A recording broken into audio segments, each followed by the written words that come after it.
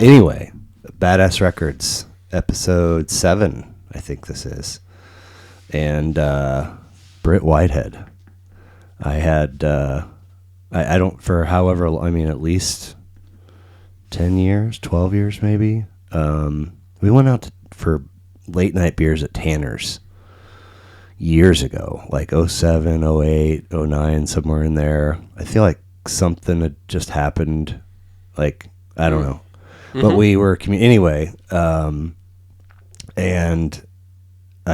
back then, I don't know if you were texting, actually. Like, as little as possible. Well, anyway, at some point I put you in my phone, and your name in my phone is Whitey, which makes me immediately go to "Don't Call Me Whitey." What is that? You don't know that song? No, what is that? Well, I can't sing the rest of it. Okay.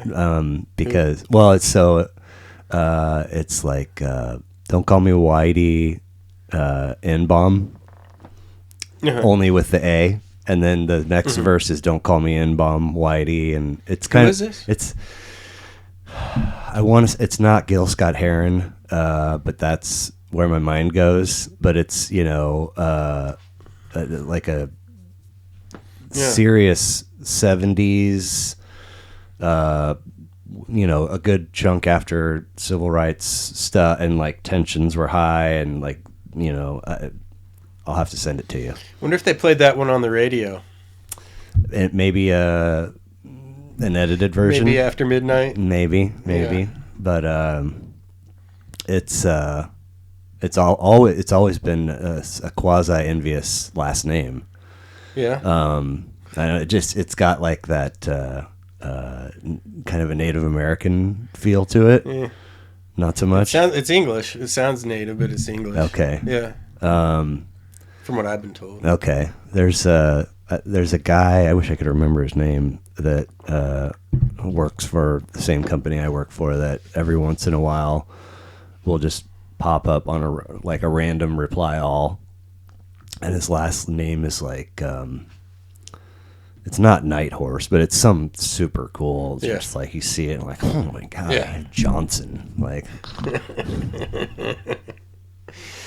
Oh, but and then of course you were, I don't know, blessed or gifted with the physical manifestation of your last name, right? Yeah, right. Is it the destiny fulfilled? Is that the idea? Yeah, I don't know. I have spots on the back of my head where my hair's turned white from vitiligo. What's that? Vitiligo is what Michael Jackson had. That you basically, your body kills the pigment in your skin. Weird. It just kills the melanin. And that's why he started wearing the glove on his left hand. For real? For reals. Okay. Is why he started wearing the glove on his left hand, because he was losing pigment there. And probably other places too, but it's all covered. Right. Vitiligo. Yeah. Okay.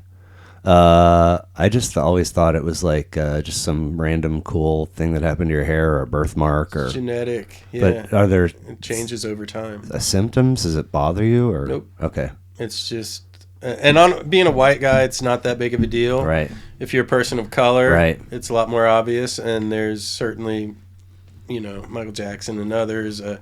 There's a model, Winnie Harlow, who's real sort of in front of the whole vitiligo appreciation and acceptance movement. Okay. Domino from the Avengers, or not the Avengers, but one of the comics is a vitiligo character. God, man. So, Google is such a weird... Did you watch the KU game last night? I did. Okay. I watched the KU game. Did you happen to get a look at the Providence head coach? Yeah, he's got some stuff on the back of his head, right? I mean, I typed... Could be. Like, I don't know, hardly anything into Google, and just the auto-generated results. What's wrong with the Providence coach's head? Like so many people. All I did was like Providence head coach, and then it just showed me like 20 things that people. It reads your mind now. Well, it does, but like I feel like there's a a lot of folks out there that they're all watching and they're all typing it in. And I know, but they're the things that the way that they ask, the way that they use language, just like, what's wrong, and he's there. It's a condition. It's maybe alopecia, but it could be one or two other things. But anyway, man. I'm going to turn so they can see the back of my head. Okay, there you go. Yeah. And I mean, the one there kind of right in between, the little cluster in between your ears there in the center, used to be, like thumbnail sized for a long time. Sure, yeah. But yeah, and if I get tan, then the stuff that's on my face, like it's all around my eyes. And it's I've got a spot here, and then but what's all around your eyes? The vitiligo, But it's not. I don't see anything. No, I'm white. It just doesn't show up in the summer or in the winter. Hence your point with people of color. Yeah. So anyway, it's a weird thing. Probably, genetic probably is why we had the family name. I wonder what the family name would have been like if we didn't have that genetic condition. Would it have been like sleeps in? Serial dater. Yeah, serial. My sister called you that at one point. Yeah, gosh. And not by choice, Right. I mean, it's hard to land. Yeah. Hard to be right. Well, I mean, hard to get it right. Relationships are hard. Well, it's not for a lack of effort. It's hard to realize when you're realizing that you're not right, or you thought you were right, right? Because we were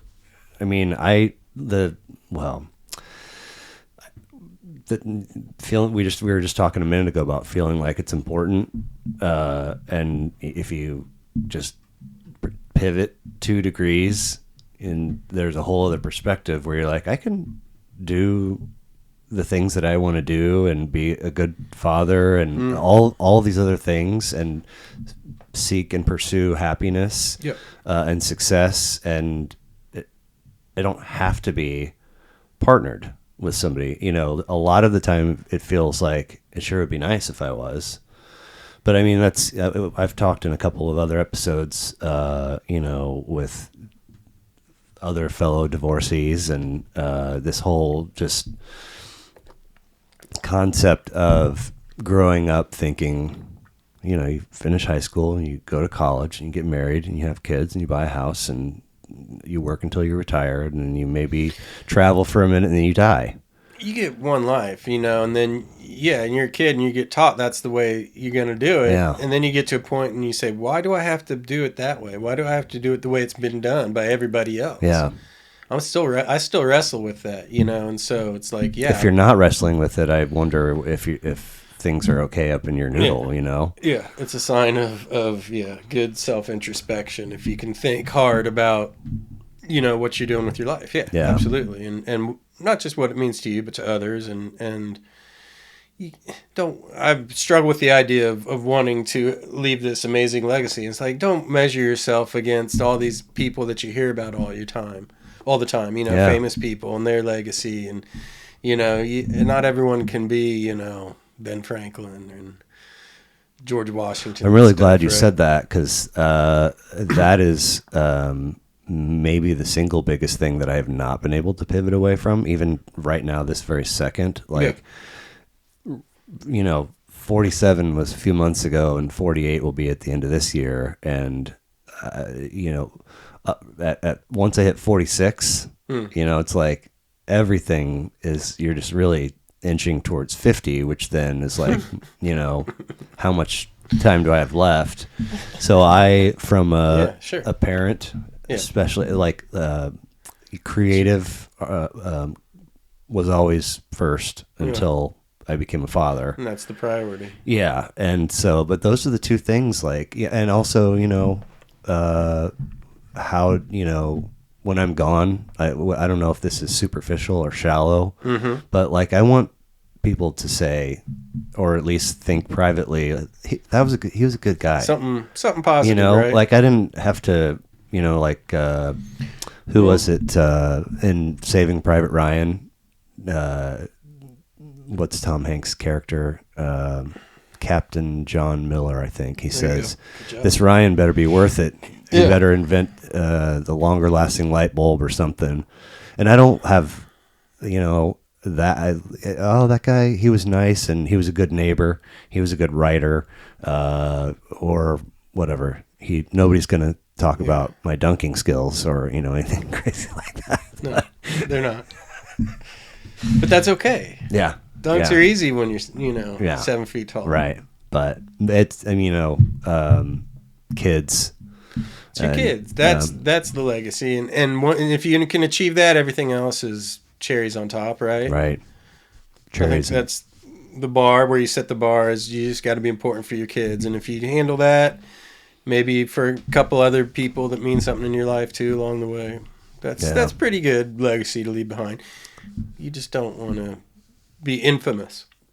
Right. Right. Right. It's something I try to avoid, Yeah, I guess I would rather be notorious than infamous. Sure. Yeah.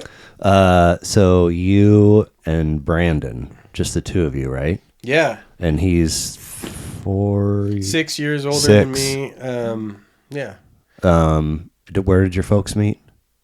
Oklahoma. So they grew up. Yeah, they're both Oklahoma kids, like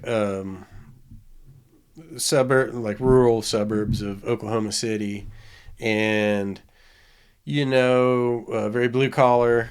And then met in high school. Went to Oklahoma University together. Had Is that Tulsa?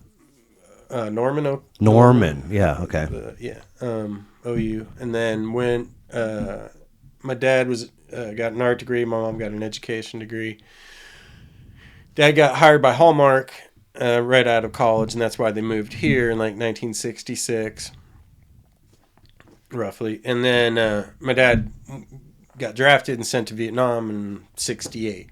Okay. And when he left for Vietnam, my mom was pregnant and with my brother Brandon, and didn't come. And then my dad didn't get back till like almost 1970, late 69, 70. And so my brother was born during that time while my dad was in Vietnam, and I was not in existence yet. Right. So the fact that he made it back, which was a fortunate thing. He is lucky to make it back. So he made it back and had me. So that's that whole Private Ryan. Yeah. You survive a war. That's pretty good. I mean, they're doing Red Dawn in Ukraine right now.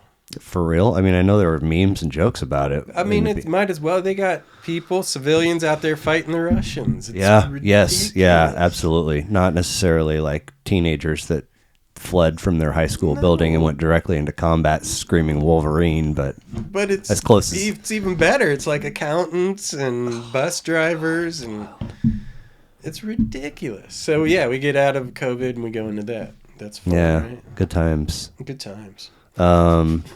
So how long did he work for Hallmark? Yeah, like 15 years roughly. Okay.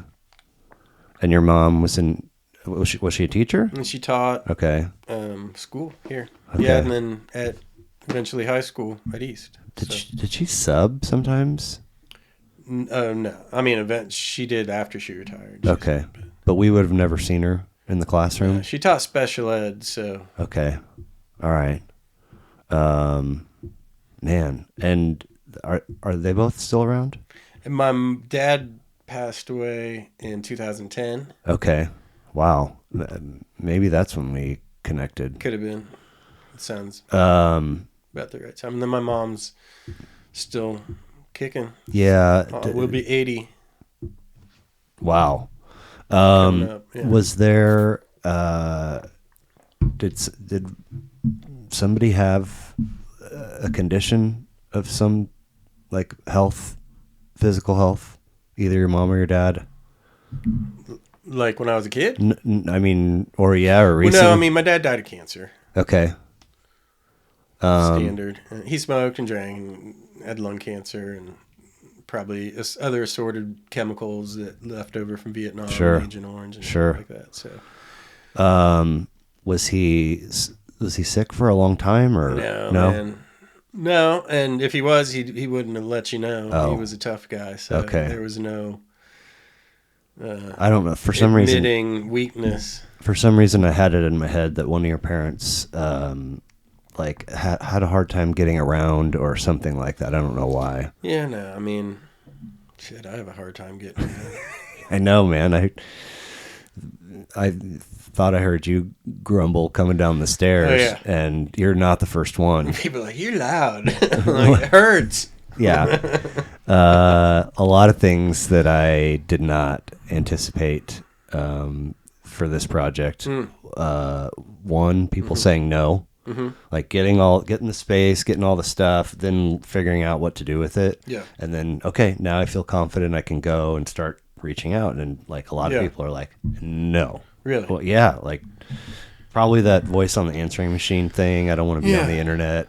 So at some point in your life, you start saying yes and you stop saying no, I think. Just as a general, yeah, I want to try that. Yeah, I want to do one of those. Yeah, I'd like to perform on stage. Yeah, I'd like to, because you're trying to check those things off the list, right? Did I have probably, I'm just going to spitball here. I've probably got 15 minutes worth of stand-up material. But I mean, all I'm doing is compiling it in note fashion. Like I am nowhere near. I know where to go. Hard, right? I know where to go and what time to be, and all that stuff. But I may never do it. It's hard. But I'm interested in entertaining the challenge, entertaining the thought of it. Look, I'm a snob when it comes to culture, like music, art, movies, comedians, right? And there's a lot of bad comedians out there that are they make you cringe, or you've heard the jokes before. Certainly if you've been, watched enough and been around long enough, you've heard the jokes before, some version of it. And to be someone who stands out and is better than the rest, you have to really work hard and be original. Be original. You have to write, whether it's pen and paper you have or to your probably phone. Fail a lot too, and like practice, probably in your in your bathroom in front of the mirror all the time, or someplace in your house. You're walking around talking. Who are your big comedians? Who are the guys that make you laugh or girls that make you laugh? I mean, Louis C.K. and Tom Segura are the two best in the world, in my opinion. But I like Bill Burr. Bill's good. He's all right. I've seen. He's good. I've seen probably Tom Segura's wife, Christina Pajitsky. Her special. She's got an hour and then a 30-minute bit, both on Netflix. They're real good. But I've probably seen 9 or 10 shows here in the last 6 or 7 months, and a lot of them are kind of up and comers. Yeah. Jesus Trejo, I saw when he came through here. He was fantastic. Josh Wolf, he's pretty good too. So you're up on all of it. You're following the stuff. Yeah. I think of the people who were the big people when we were growing up. It was Sam Kinison. Yep. He was avant-garde. He was pushing the boundaries, and very uncomfortable, right? Same with Dice Clay. Dice Clay, yeah. Right? Making you uncomfortable, Well, making me uncomfortable in ways that I couldn't even understand with, like, the dirty limerick, dirty nursery. I got her legs pinned behind her head like Bugs fucking Bunny. And I was like, for years, I was like, will there ever be a situation where I will have to pin somebody's legs behind their head while I'm having, I can't even, I don't know what that means. Stuff you learn.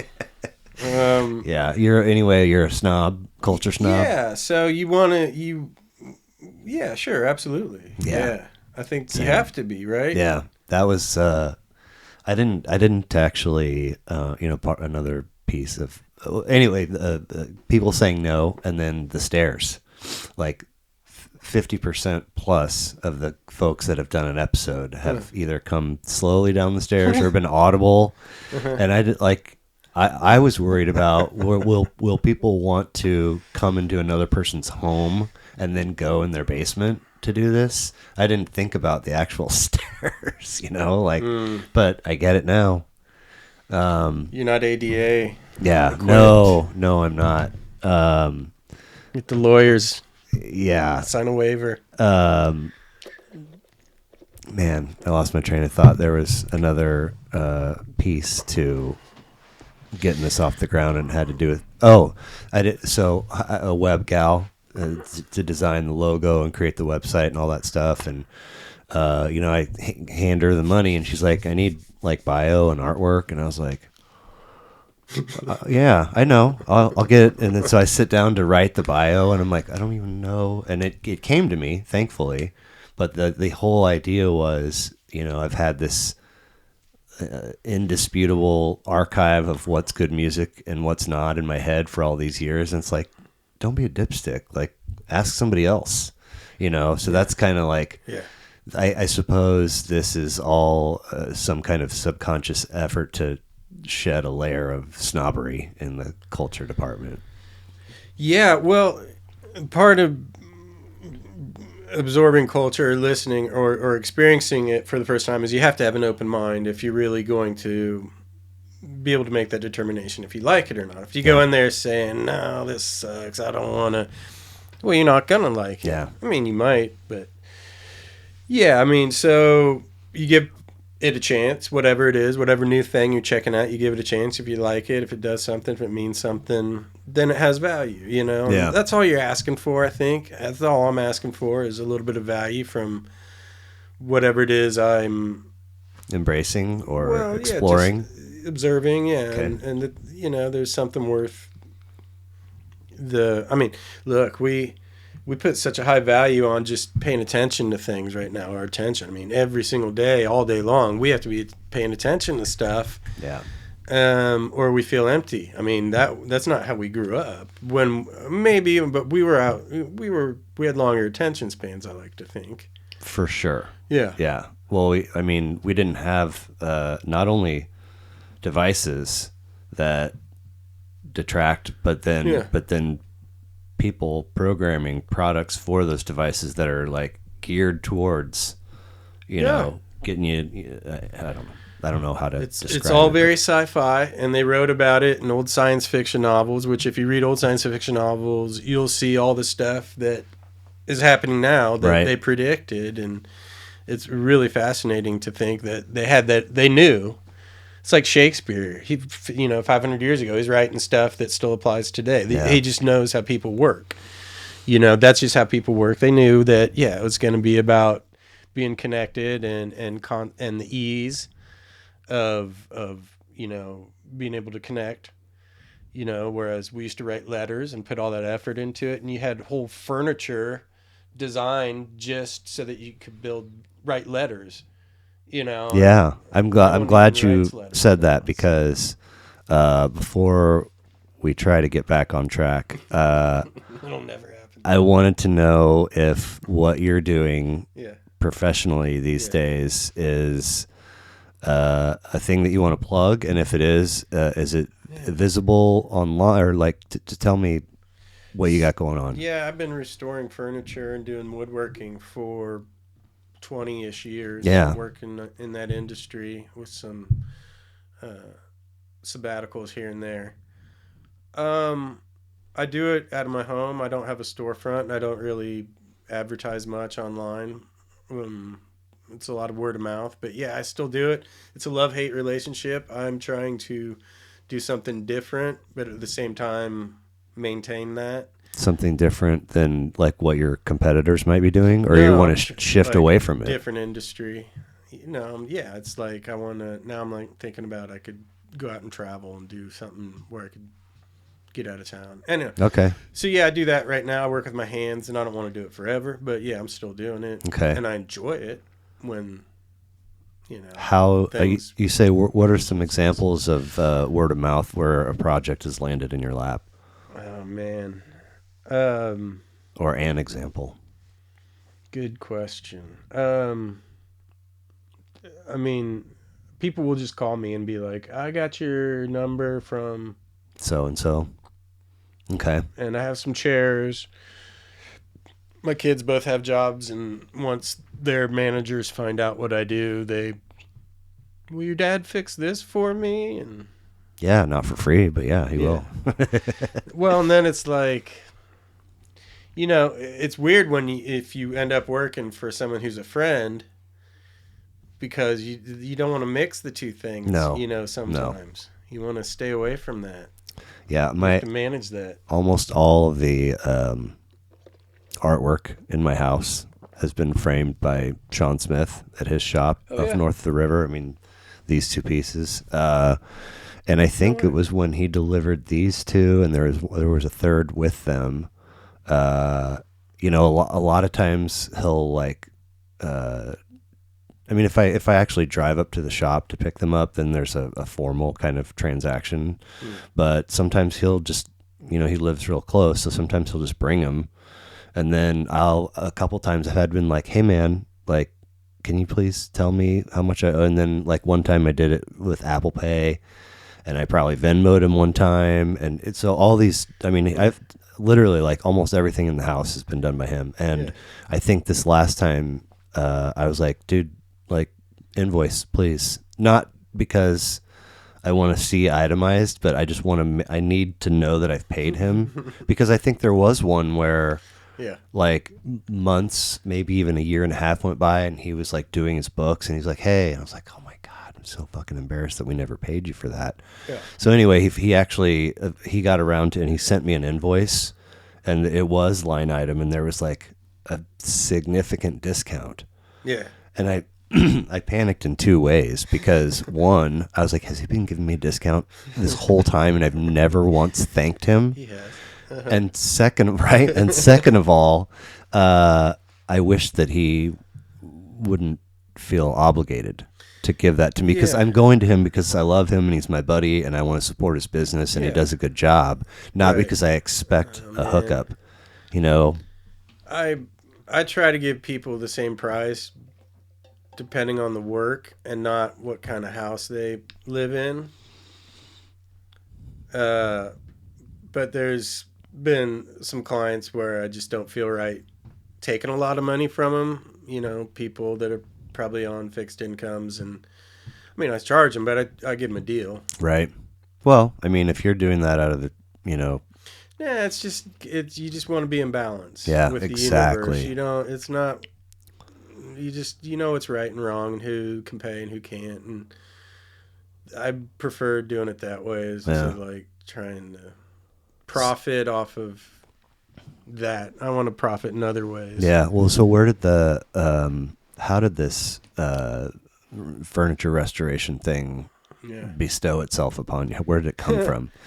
You remember when you used to look in the newspaper? Remember newspapers? Of course. And they had ads for jobs in the back. Yeah. And you'd circle them. Yeah. Call them up on your rotary telephone. Yeah. And write it down, the address, and then look at like a map book to figure out where you had to go, or ask the old guy down the street where it is, because he knew where everything I've was. known people in my life that will drive, if they've never been there before, not necessarily today with GPS, but if they've never been there before, they'll drive there the night before.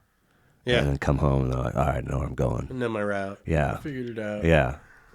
Yeah, I mean, sure. I would do that before job interviews. No, it was answering a job in the paper, and we would go to people's houses. They trained us. We would go to people's houses and fix their new furniture and take our little furniture kit with them. It's basically artwork and just being good with your hands and knowing how to use tools and fix. This was a company that was like, this is what we do, and we're hiring people. Yeah. And you got in that and then decided you wanted to try it on your own, or? Well, then, then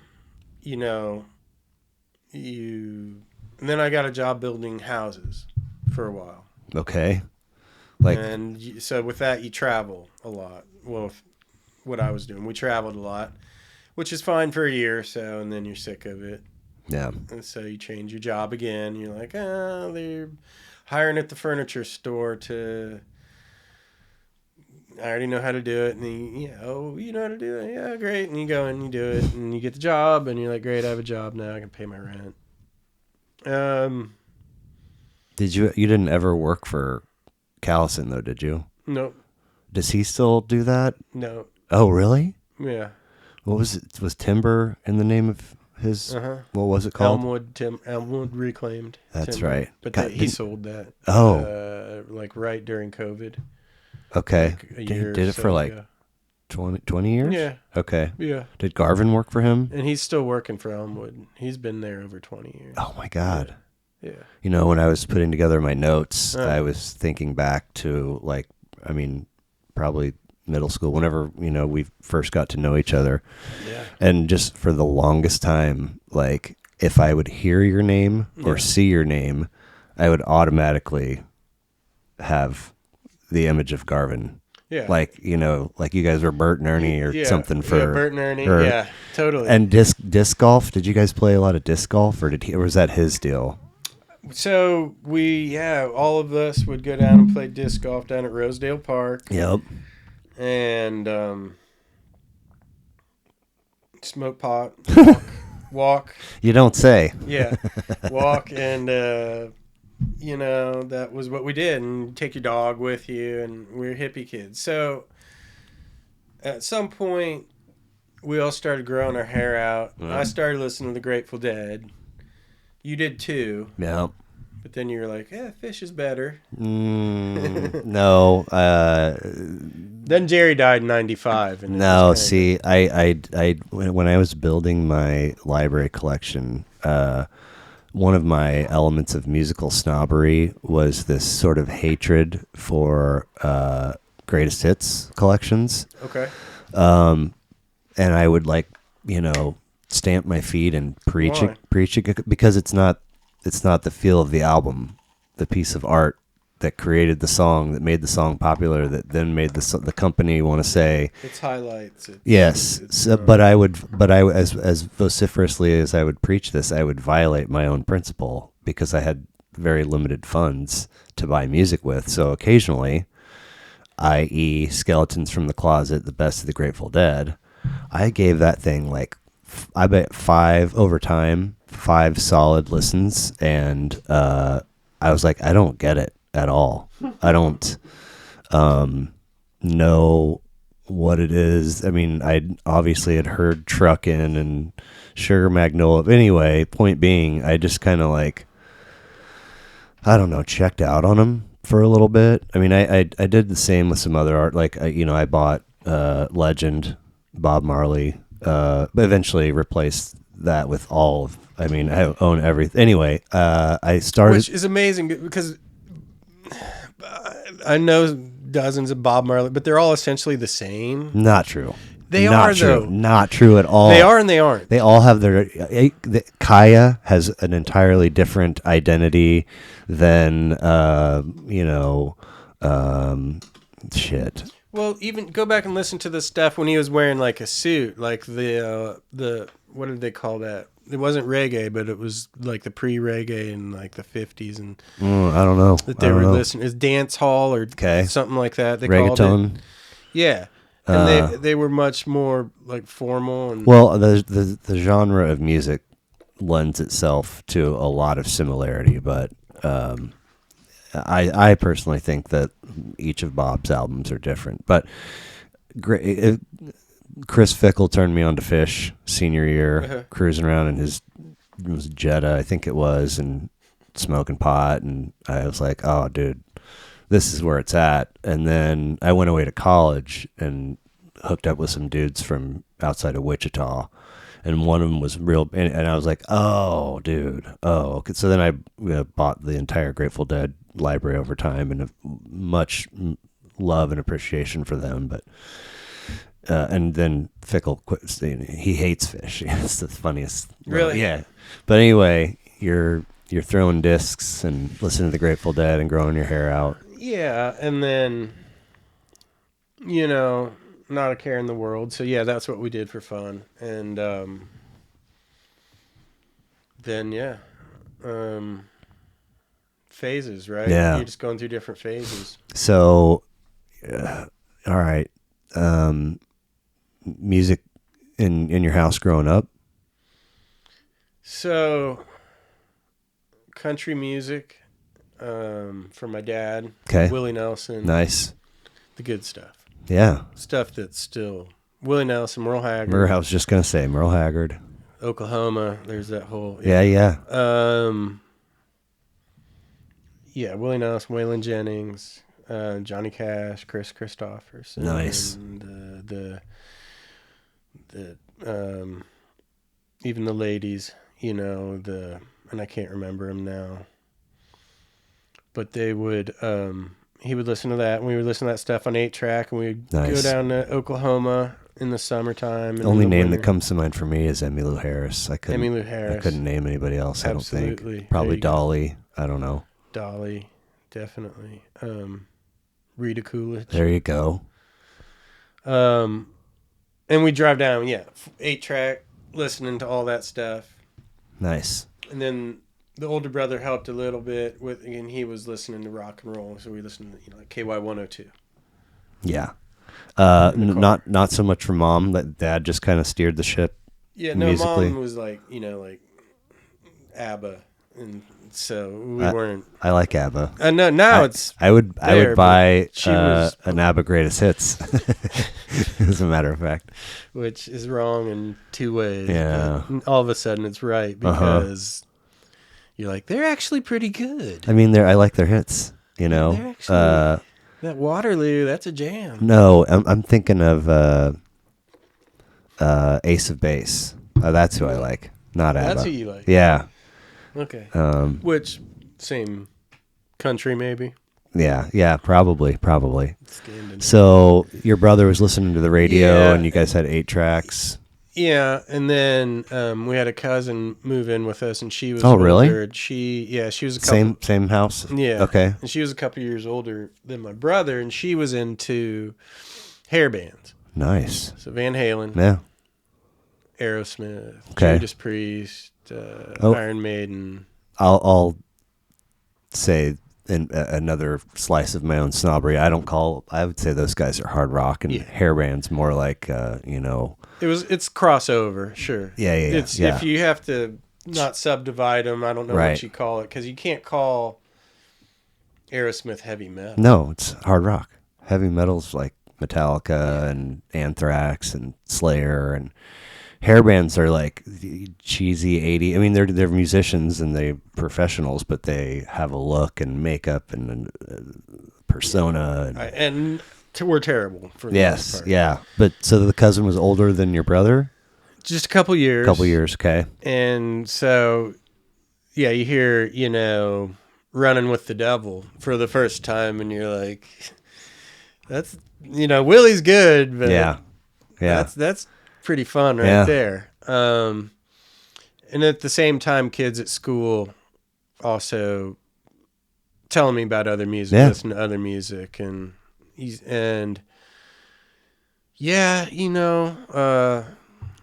Stones, Zeppelin, and the Beatles were like the first 3 that get you going.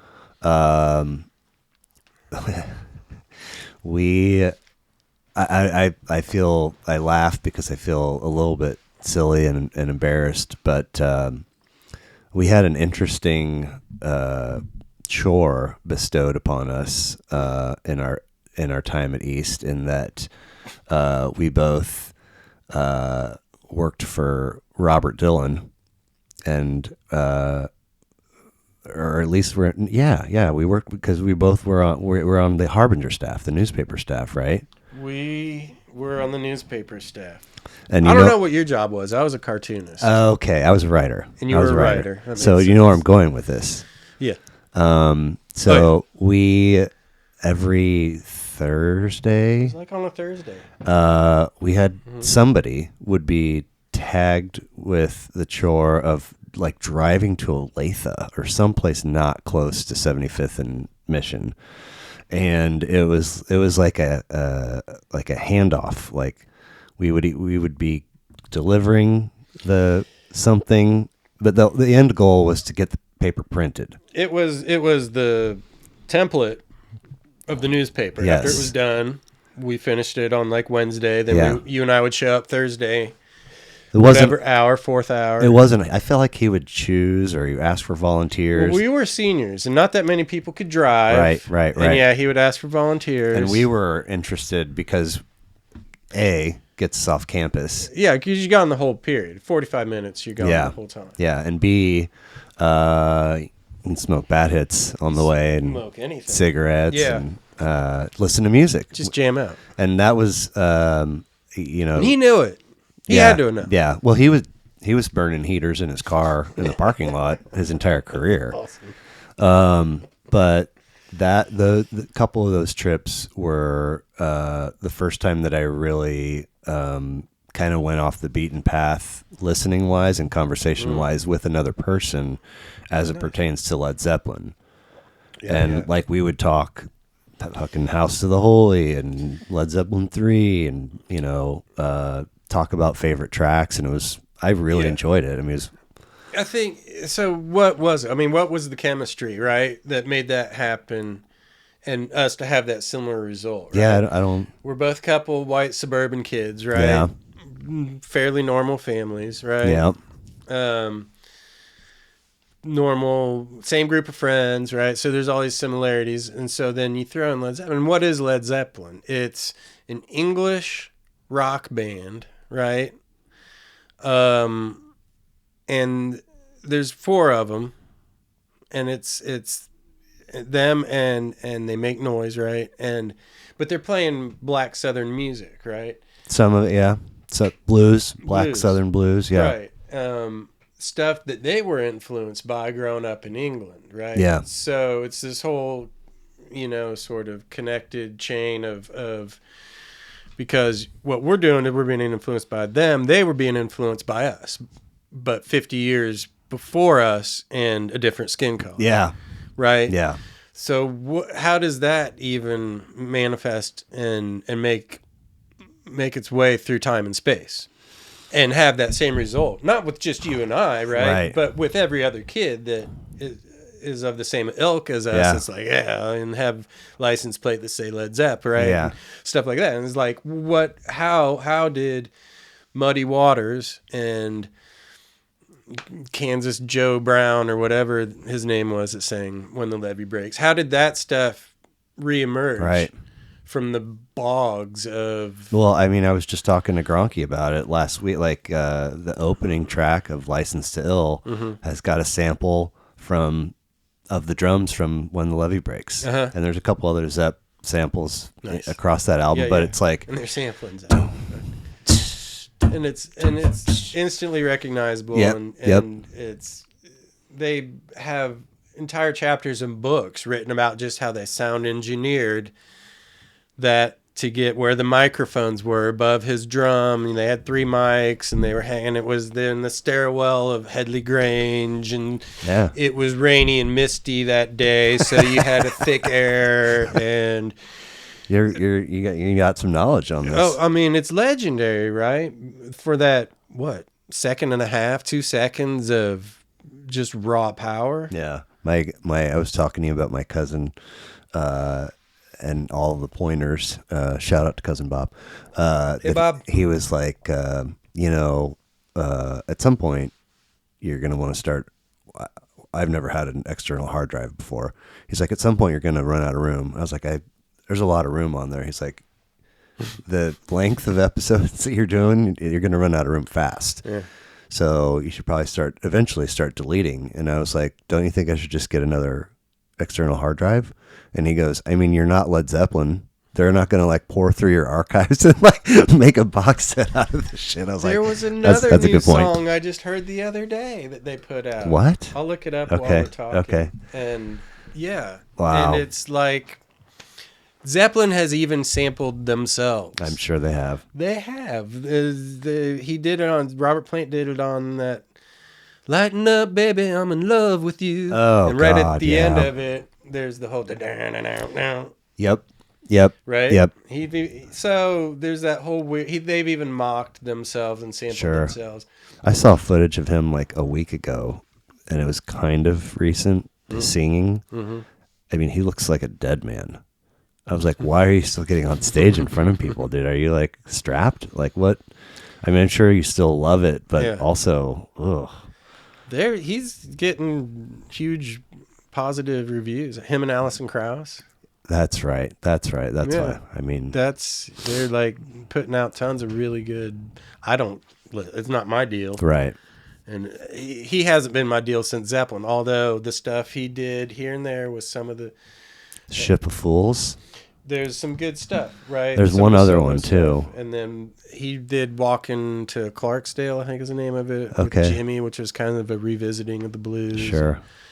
But here's the deal. That sent me on a musical direction, because I'm looking at the liner notes. Remember liner notes, right? Of course. And it says, traditional arrangement, Jimmy Page, original... Willie Dixon, Howlin' Wolf. On like 4 or 5 of them. Willie Dixon, Howlin' Wolf. And then they got sued and started to have list the other people that they... Well, I think they tried to ignore it for a while. Oh, they did. And then they had to pay Muddy Waters for a whole lot of love. Yeah. Okay. Which, if you listen to Muddy's version, you're like, yeah, that's the same thing. That's the song. That's when I started listening to the original blues musicians. Nice. And that's when I started playing harmonica, because I had tried every other instrument and sucked at them, but that one I kind of stuck. Huh. So you still play? I still play. Nice. And it opened up that whole new world of not just music but of culture, because they're singing about what it's like to be where they are and who they are. Yeah.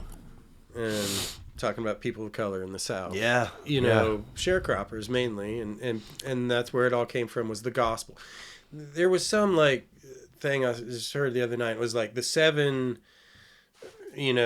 originators of music, and it was like the gospel and like European classical and like tribal this and that, and they've tried to break it all down into like the anthropology of music, right? Wild. And I'm like, it's a little bit fascinating. Yeah, a little bit. I think it's, you can take it back as far as you want, and it's just the noises we make. Right. Yeah. And we've been making noises. We just didn't always have stairwells to hang microphones in, and yeah. So, so how? So you eventually, back in that time, I mean, did you go deep Grateful Dead, or just kind of like casual, or? I was casual compared to my friends who were like big time. Like collecting bootlegs and trading and... Yeah. Okay. And having dreadlocks and not showering and... No, I'm kidding. Okay.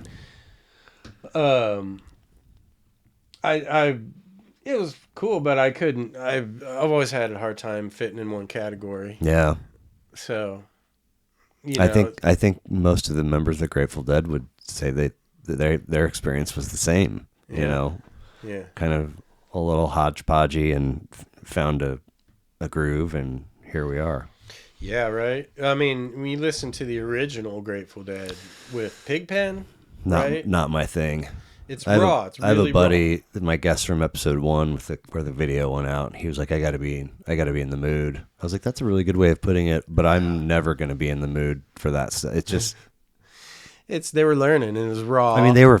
It's not that they were not talented or not creating original material. It's just not my thing.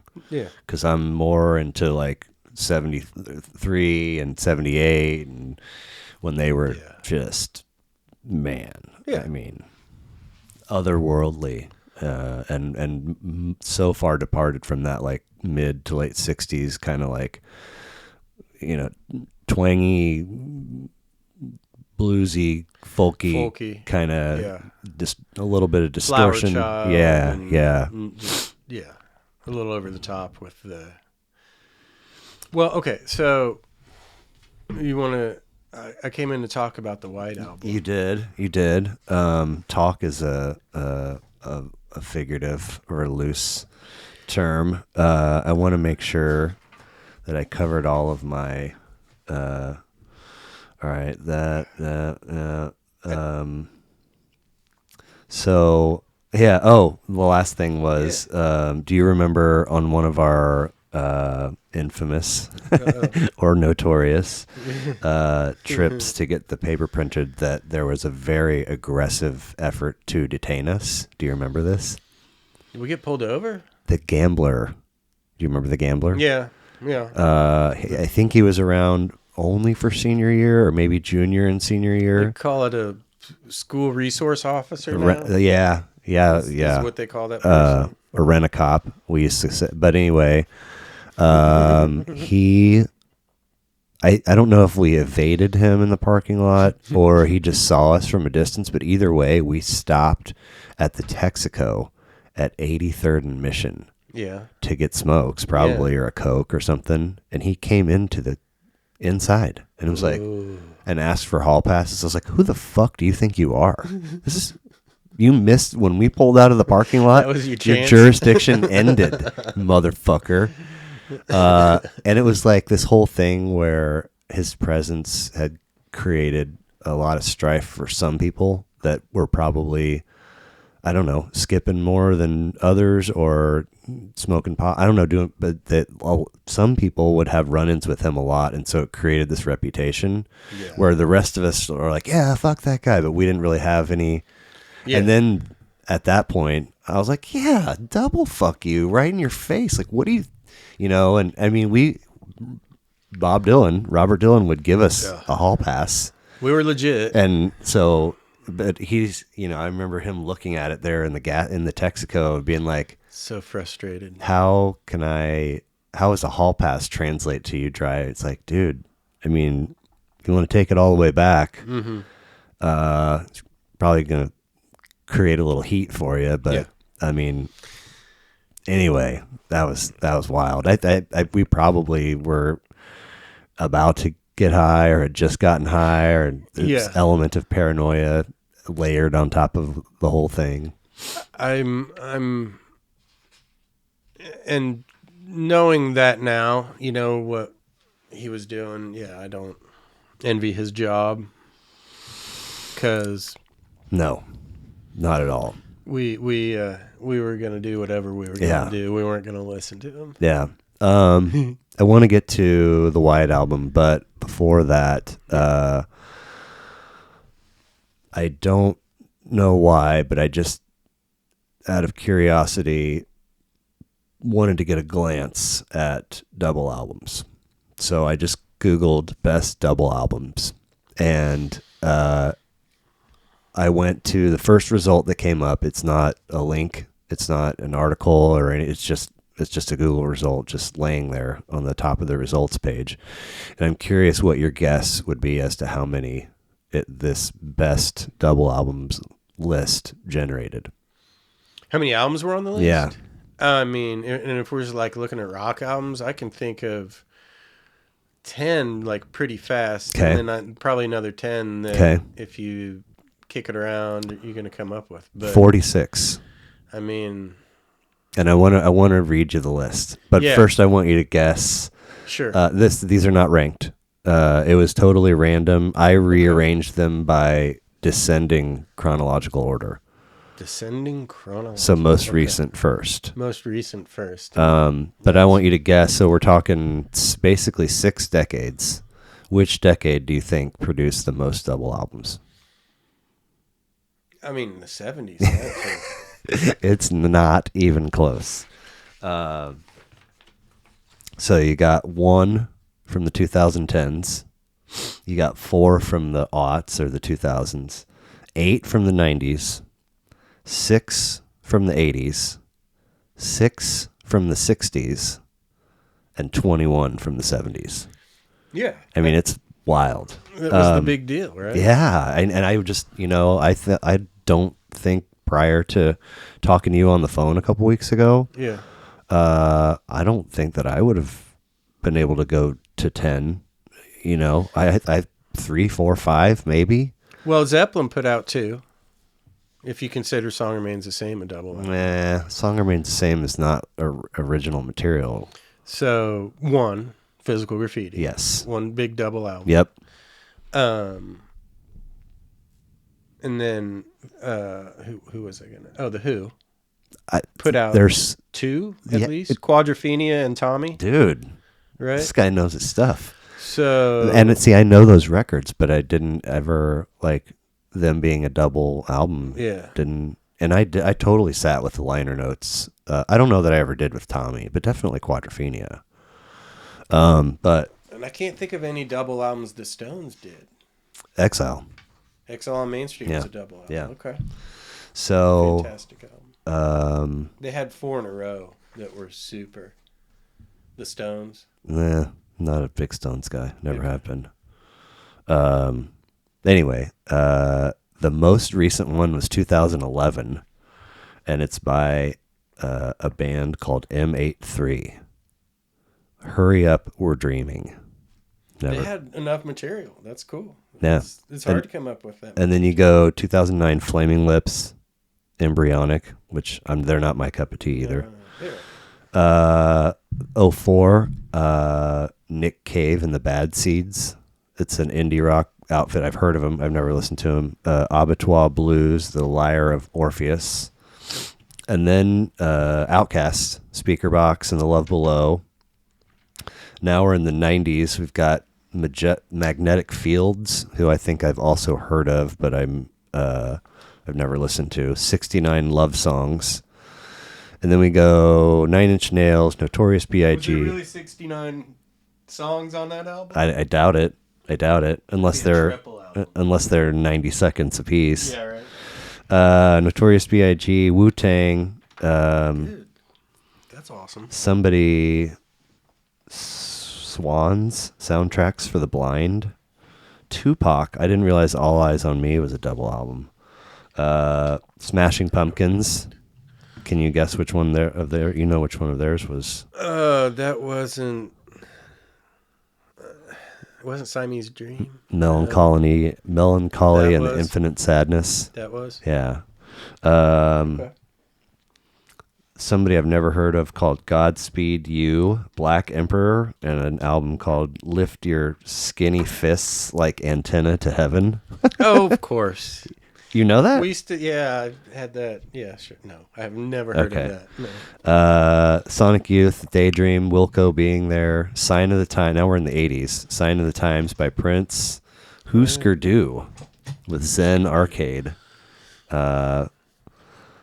Minutemen, Double Nickels on the Dime. Now we're almost to the 70s. Springsteen's The River. The Clash had put out two in a row. Sandinista from 1980 and London Calling from 79. Floyd, The Wall. Fleetwood Mac's Tusk. Double album. Have you heard Tusk? No. I don't. I like pre-Stevie Fleetwood, the London Blues Explosion. Peter Brown. Yeah, stuff. Peter Green. Peter Green, yeah. Yeah. Why? Do you know Tusk? Yeah. Is it good? I'll take that as a no. It's weird. It's like got a real kind of heavy drum beat, and it's kind of tribal. And, Ooh, I actually might kind of like that. And unless it's like new wave. To it at least once. Okay. ELO, Out of the Blue. Man. Love ELO. Stevie, Songs in the Key of Life. Yeah, right. Physical Graffiti. And then I'll actually loan this to you if you have never listened to it. Genesis, The Lamb Lies Down on Broadway. And I've heard that that's a great album. Dude. And is that a with the singer? What's his name? Peter Gabriel. Is he still with him in that? I think so. Yeah. I think. But I've maybe done 2.5 full listens. Yeah. Because you got to put yourself in there. It's a trip. Quadrophenia, Goodbye Yellow Brick Road, Tales from Topographic Oceans. Yes. I was thinking that might be right. Yes. The Big Payback. James Brown. Yeah. That was a double album. Yeah. Exile on Main Street. We just played the Big Payback the other night. Nice. Here's another one that really blew me away because I know this record pretty well. Eat a Peach. Yeah, right. I mean, that's a double album. I guess so. Clube de Esquina by Milton Nascimento. Never heard of it. Allman Brothers get another nod for At Fillmore East, which it's live. So Well, was Eat a Peach? Wasn't that right after Dwayne died? Or right before. Was it right before? It was in that. Yeah. So, and then then you have to put out. Okay, so then Live at the Fillmore was before that. Yeah, 1 year before. 1 year before. Okay. Have you ever listened to Can? Can? Yeah. No. Dude. CAN. Yes. They will set your mind free. They're such a trip. Super cool. This album is called Tego Mago. I think is how you pronounce it. But I didn't know they ever put out a double album. Take some notes here. Isaac Hayes, Black Moses. And then All Things Must Pass. George Harrison. This is 1970, which is 2 years after the White Album came out. So it's like and I didn't realize he was pretty heavily involved in like a lot of the, the writing and the recording and the production of the White Album. Yeah. I always thought he was just kind of like quiet and whatever, but we're almost done. Bitches Brew was also, 1970, Bitches Brew, Miles Davis, Layla and Other Assorted Love Songs. Derek and the Dominoes. I didn't have any idea. Have you listened to Bitches Brew before? I mean, it's a hard listen. Listened is a choose your own definition. But he made it two albums. Yeah, of yeah, that. yeah. It's a hard listen, and I love Miles Davis. Self-titled Chicago, Tommy, yeah. And then Chicago again in back-to-back years, just like the Clash. The Chicago Transit Authority. CTA. You know that record? I know songs off the record. Okay, sure. okay. Yeah. I want to check both of them out. I can't remember that guitar player, but people rave about him. Right. I mean, I only know Peter Cetera, but they had a guitar player who was like savant. Okay. Kind of like a Donald Becker or Walter Becker. Yeah. Okay. And yeah. Yeah. The White Album. So if you look at it like digitally or the cassette copy over there, it's really just self-titled.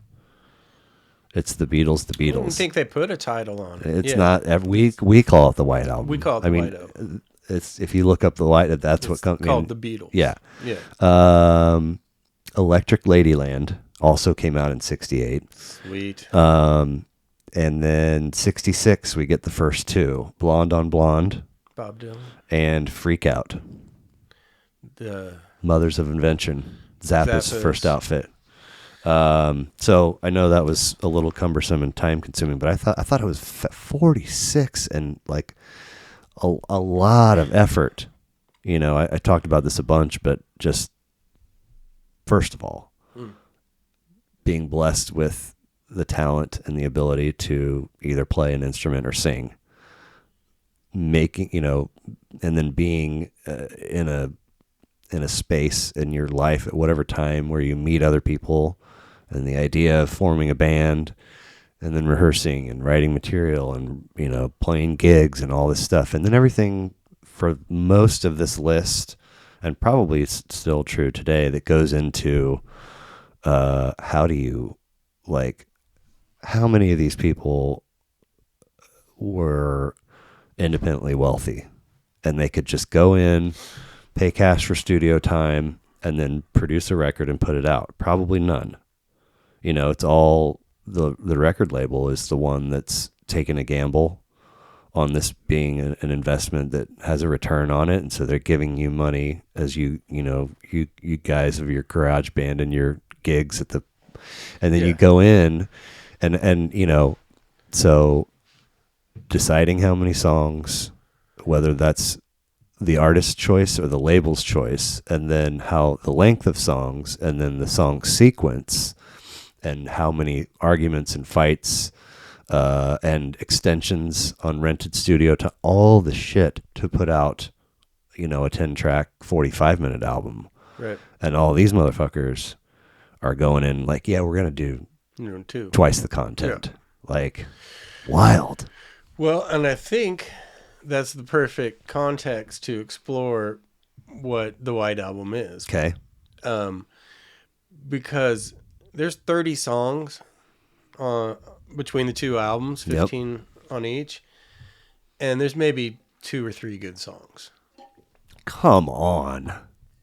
What are you talking about? Yeah, if you're going to be snobby about it, there's maybe 2 or 3. And what they were doing, and let me back up, but that's where I'm headed, is when I am spending my money on cassette tapes. Your $15.99 or whatever it was back then. I'm looking for volume. I'm looking for as much music as I can buy.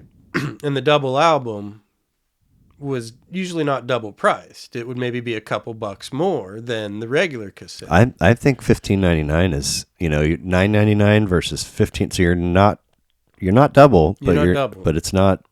You get a little more for your buck, and it's more time, and so that's why I bought the White Album, because I was like, I want to buy a Beatles album. I've heard great things. Which one should I buy? And knowing very little and not having a parent who was really, they had Beatles out, but they were into ABBA. What age when you're having this thought? 10, 11. That's how 12. early you were turned on to the White Album? Yeah, probably trying to start, having stuff that I could listen to and learn. Yeah, and figure out who the Beatles were. And so I bought the White Album thinking it's, you look through all the cassettes and it's 2. So you get the double album, and that's why I picked that album. And knowing that they were the best band in the world, right, before ever really hearing them, you give them a pretty wide berth. And you just assume this is greatness because that's what you've been told. So you listen to it and you listen to it, and I've learned every song. I still know every song. And learned how to play every song on the harmonica. Not well, but I learned it. Really? Yeah. Wow. You try them out and see if it translates. And some of them do. We gotta. I know you have stuff that you want to talk about, but we gotta run through real quick tracks. Because it opens with "Back in the USSR," which I call good. It's probably so. What's a good song? Back then, it was a song that was a single that you could play on the radio. Well, all right. Right? So They wanted to know what's the single. Let's do this. Let's do this a different. That might have been the single. For me, "Glass Onion" only serves as a lead-in to Obla D. "Wild Honey Pie" is hot garbage. But then you got "Bungalow Bill," "Guitar Gently Weeps," "Happiness," "The Warm Gun," "Martha My Dear," "I'm So Tired," "Blackbird," "Piggies," "Rocky Raccoon," "Don't Pass Me By," "Why Don't We Do It in the Road?" I love all of those. And you want to tell me that there's only 2 good songs on the whole thing? Yeah. Out of 2 out of 30, and 28 are just mediocre or garbage? What they had to do, and so you hear it and you're like, this is the Beatles, this is greatness, and this is what greatness sounds like. And then later as an adult, when you go and revisit it and people are writing articles about it, you find out, well, Ringo wasn't even on Back in the USSR. Okay. He wasn't even in the room. That was Paul playing drums. Back in the USSR. What was... They were fighting. They all were pissed off at each other. So they didn't really like hanging out. Do you know what I realized? There's 22, I think. Mm-hmm. At first I saw 21, and then I saw 22, and it was like, this was like 19. This was almost it. They put out like... This is near the end. Sure. Yeah, which I didn't realize. They had the leeway to do whatever they wanted in the studio and put it out, and people would buy it. They could do that. And even if they weren't getting along, even if they weren't at the studio at the same time, they had the guy that would mix it all, and it was you're all George Martin, right? Yeah. And you're all good to go. And he did, because you call, Wild Honey Pie, it's hot garbage. Why is it even on the album? Well, because they didn't need the filler, right? Yellow Sub, Abbey Road, Let It Be are the ones that came out after this. Yeah. And it's like... Which are all pretty decent albums. Yeah. And I knew all of the, oldies, Feel Good, Strawberry. Well, Sgt. Pepper's. Revolver. Yeah, I mean, I knew because they weren't albums when they first came out. They Right, were right. 45s Right. with the Beatles. It's Yeah, all why? that early stuff. Well, I mean, I why is it on the album? I feel like even the tunes that I don't like, they have some kind of statement or message or I don't know, man. Like they're All right, best song on the album. shit. I mean, While My Guitar Gently Weeps is probably the most iconic. It's probably the best song, right? But I mean, it's a complete song. It's well thought out. It's completed. It's not a burp that one of them left on the table that made it onto the album. It's this well thought out, well produced. Sexy Sadie, Helter Skelter. Helter Skelter is the only rock song they ever played. Right. And It's that's got all only kinds of Manson Manson stuff attached to it. Manson, yeah, but that sucks because if it wasn't for him and his attachment to that song, it might not have that connotation of being an evil song. Because it really is the only song where they ever tried to rock, you know? Yeah. But and I love it, and I can jam it out on the harmonica pretty well. I mean, I've always loved Obladi. Which I can't stand. Why? Because you've heard it too many times? Because it's so major key, bouncy. Yes, those things it is. Sounds like some, parade thing that kids might do. It just doesn't sound. It just, I'm not there. It found its way into pop culture, and it sounds too poppy. It's too pop for me. I'm so tired. As a 40, brilliant. It's so good. Brilliant. Oh my God. Blackbird with the polished sound of the strings plucking and the bird chirping. Which, was that their song or was that a redo? Mm-hmm. Because it's been, that's a civil rights mantra. No kidding. Whole song, and the one that might have piqued my interest the most in my revisit for this was Piggies. It's like a very professional sound arrangement, and I think Chris Thomas plays the harpsichord and gives like a classical sound. Oh yeah, nothing like a good harpsichord sound. And then who was it? I think it was Harrison that said Orwellian satire on greed and consumerism. All these songs on this album, you come back later to find out, is all satire and poking fun at somebody. All of them. Well, I mean, that to me, that lends itself to there being more than two great songs on. If you're doing some kind of message or some kind of statement, that's the duality of it. Is because it's not about it being a song. It's about it being this thought of greater importance. We're not just making this noise for something for you to hum along to. We're making you think. We're making you. And they weren't just poking fun at society. They were poking fun at themselves. Okay. Sexy Sadie is not about a woman. No. It's about the Maharaja that they went to visit in India who fooled them all into believing his crap. And what? This is, just, yeah. So they went there with like sort of spiritual intentions. When they went to India. I mean, I know that they did, but I don't know the stuff. And they came back, and then it was the Strawberry Fields and the Sgt. Peppers, and they were all hippies. Oh, okay. Because then they came back, and then they did this song, and then later on they find out he was full of shit. This person. Full of shit. Well, that was their conclusion, for whatever reason. And what was his intention then? Was that just he's making a buck, having this persona, or big money in religion? Yeah, that's unfortunately you're right about that. Mother Nature's Son is about Paul smoking pot. Okay, interesting. And then some of the songs about each other. I don't remember off the top of my head. I should have gone back and visited, but well, it's all right. Martha might be one of their moms. It might be Paul's mom. Okay. Did you ever watch? Or Julia's Paul. Did you ever watch Parenthood? No. No? No. Oh my God, dude. No. Do you watch much TV? I used to, and it is their song. I have it on in the background while I do my work a lot. Yeah. And so now I do. It's South Park. I like South Park. I've seen every South Park. I love their satire. I like a lot of the satire stuff and the animation stuff. Just because it's simple and I don't have to be too emotionally involved. And Oh, well, I mean, I don't. I these days I really only have like 2 shows, and they come out and I binge them, and then it's another year until the next season.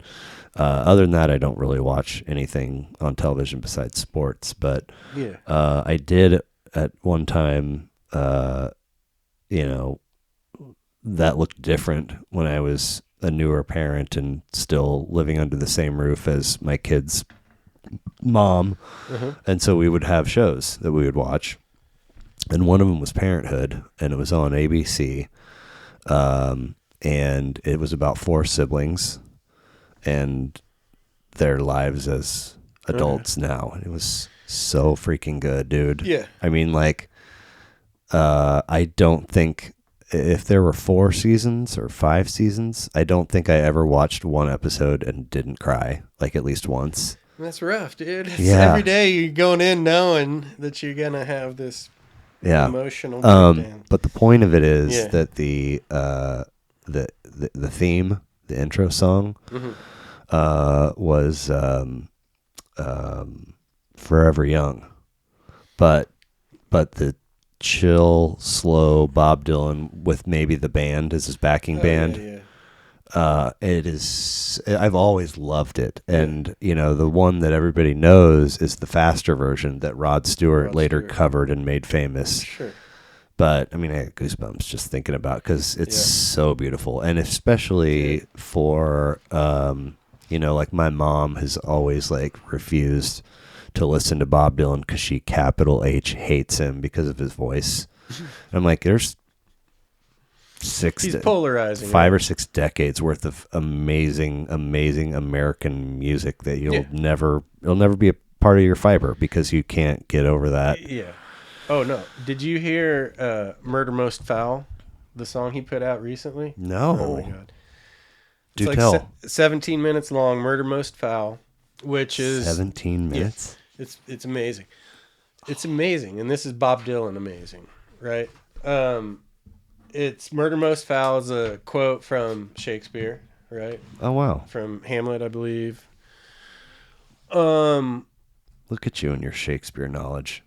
Well, this is, again, it's just that consistency of humanity. And so the song is about the Kennedy assassination, John Kennedy being killed.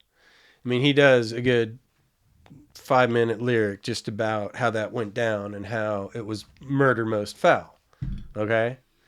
And I mean, he just put this out a couple years ago. This is not well thought out. He didn't just put out a single. Yeah. He did. Yeah. Okay. As far as I know. But, wow. And this is right before he sold his catalog. Oh, so, yeah. And he in this song he references not just this but everything moving forward from that time on. The Beatles, the Animals, Jimi Hendrix, everything in culture moving forward and the importance of it and how, and I mean, it's like a list of everything from our child. It's like looking into our closet and having everything fall out, and he's just listing it off. And maybe our parents' closets too. There's your Teletubbies, and there's your I can hear it now. sleeping bag, and there's your rock'em sock'em robot. Oh boy, here to make you mad. And I mean, you're just like, yeah, dude, wow, this is amazing, because you know, we all witness the same stuff over time and have those shared experiences, and so that's what he's hitting on. And no, as far as Bob, afterwards, check out Murder Most Foul. Oh, I wrote it down. But go on, where were we? I don't know. Dylan. I think we were. Oh, I asked if you had watched Parenthood, because that version, the Revolution #1, makes me think of the slower version of Forever Young, which is, in my opinion, has always been the way better version. But Man, So there's two versions of Revolution on the White Album. 1 and 9. 1 and 9. Yeah. And 5 didn't make it on. Which I think George again said there were 2 and then a fragment. Which must be 9. 5. Well, 5 was the good one where they rocked out. Well, then why is it electric? okay? 1's the acoustic one, and then Revolution number 9 is the Space Cadet Yoko listening to the TV. Yeah. Why is this even on here? And again, it's this concept album of just, is it music or is it not? And maybe that's where Wild Honey Pie comes in, and stuff like the half songs. Like, I mean, you got Ringo singing "Don't Pass Me By." I love that song. Right, and it's cute. It's funny. Yeah. It's perfect for Ringo. He always sang those weird songs, Octopus Garden, and I've never made that connection that's who that is. Yeah, but now that you say all 3 of those, I'm like, oh yeah, those all do sound. Yeah, they're all Ringo singing. Okay. Who is one of the best drummers in music history? He should be on that list. No way. Absolutely. So, why? Because he, as a musician, as a drummer, as a rhythm section, what you do for the rest of your band is crucial, and he was so good at it. Okay. Just so he didn't do too much, but he told you where you were in the song, and he got you ready for the next part, and he was just there. When they're fighting and Paul's on the drums, Yeah. Are the drums noticeably different? They are? Mm-hmm. Wow. To me, they are. Holy shit. Paul knew his way around everything.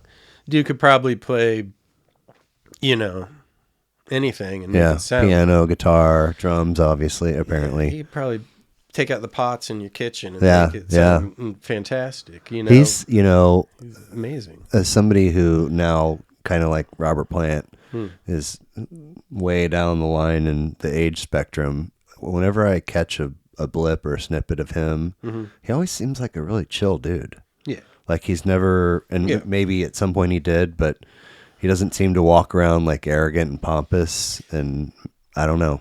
He got his ass kicked. What do you mean? He almost died in a car crash in Greece right before the album Presence, and had to record that entire album. Oh, you're talking about Robert. Who'd you say? Paul. Paul has always seemed like real, not pompous, not huge-headed, not, and maybe at some point he did let all this create a huge ego, and he's managed to step beyond it, but just for somebody who greatest, front man for the greatest band in the world at a time has managed to stay even keel. I mean, John was the one. He watched John kind of go off the rails with all that ego-driven stuff, and for real, I don't think that was his cup of tea. What do you mean? What happened with John? Because John was a little more provocative, and he, the stuff he said to the press, and sure, Paul was just like, whatever. Yeah, I'm cool. I'm really just about the music. And Paul was just really about the music, and what you want in a bandmate. Wings. He came out. Not only did he did everything he did with the Beatles, he came out and got this second band going. They fucking slapped. I loved Wings. How good were they? I mean, they could have done anything they wanted, and they just jammed out. They rocked. They rocked more than the Beatles rocked. For sure. Certainly. For sure. And then John Lennon, his solo career rocked more than the Beatles rocked. George Harrison rocked more than he did with the Beatles. They weren't ever rocking with each other. But right. Maybe it was other influences. Maybe it was them seeing Jimi Hendrix and The Who. Man. Making noise that they're like, yeah, that's kind of fun. But, you don't ever think of John Lennon rock. John Lennon went through all kinds of weird, the stuff with Yoko. But that's what you get. I mean, it's a band. It's not a robot. It's not a computer program. You're going to get people's problems. You're going to get their angst. You're going to get their frustration. What do you know much about, like, how the union of John and Yoko came to be? She was an artist and painter.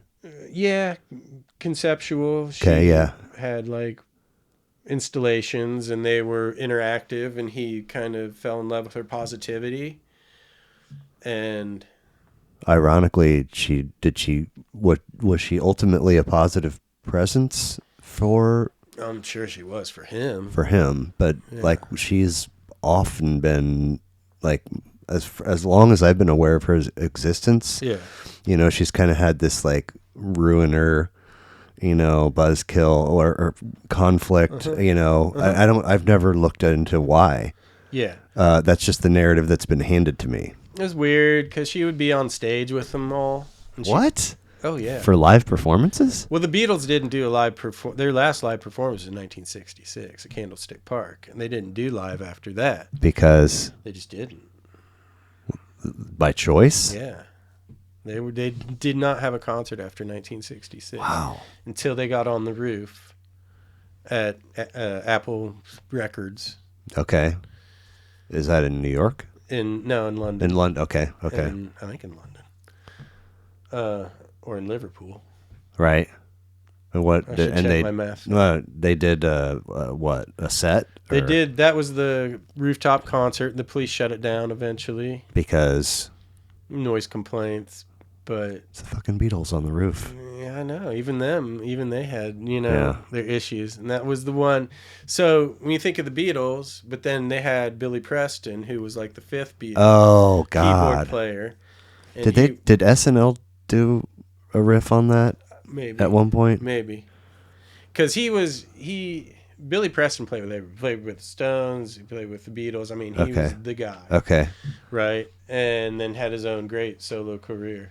Great? Well, not great, but good enough. Okay. Do you own any of it? No. Okay. No. But it's got to be out there, though. Oh, yeah. Huh. Yeah. You've heard some of his stuff. Yeah. But anyway, that was... Then they had, they didn't do any... So when they would be in the studio and stuff, yeah, she would be there, sitting there on the floor...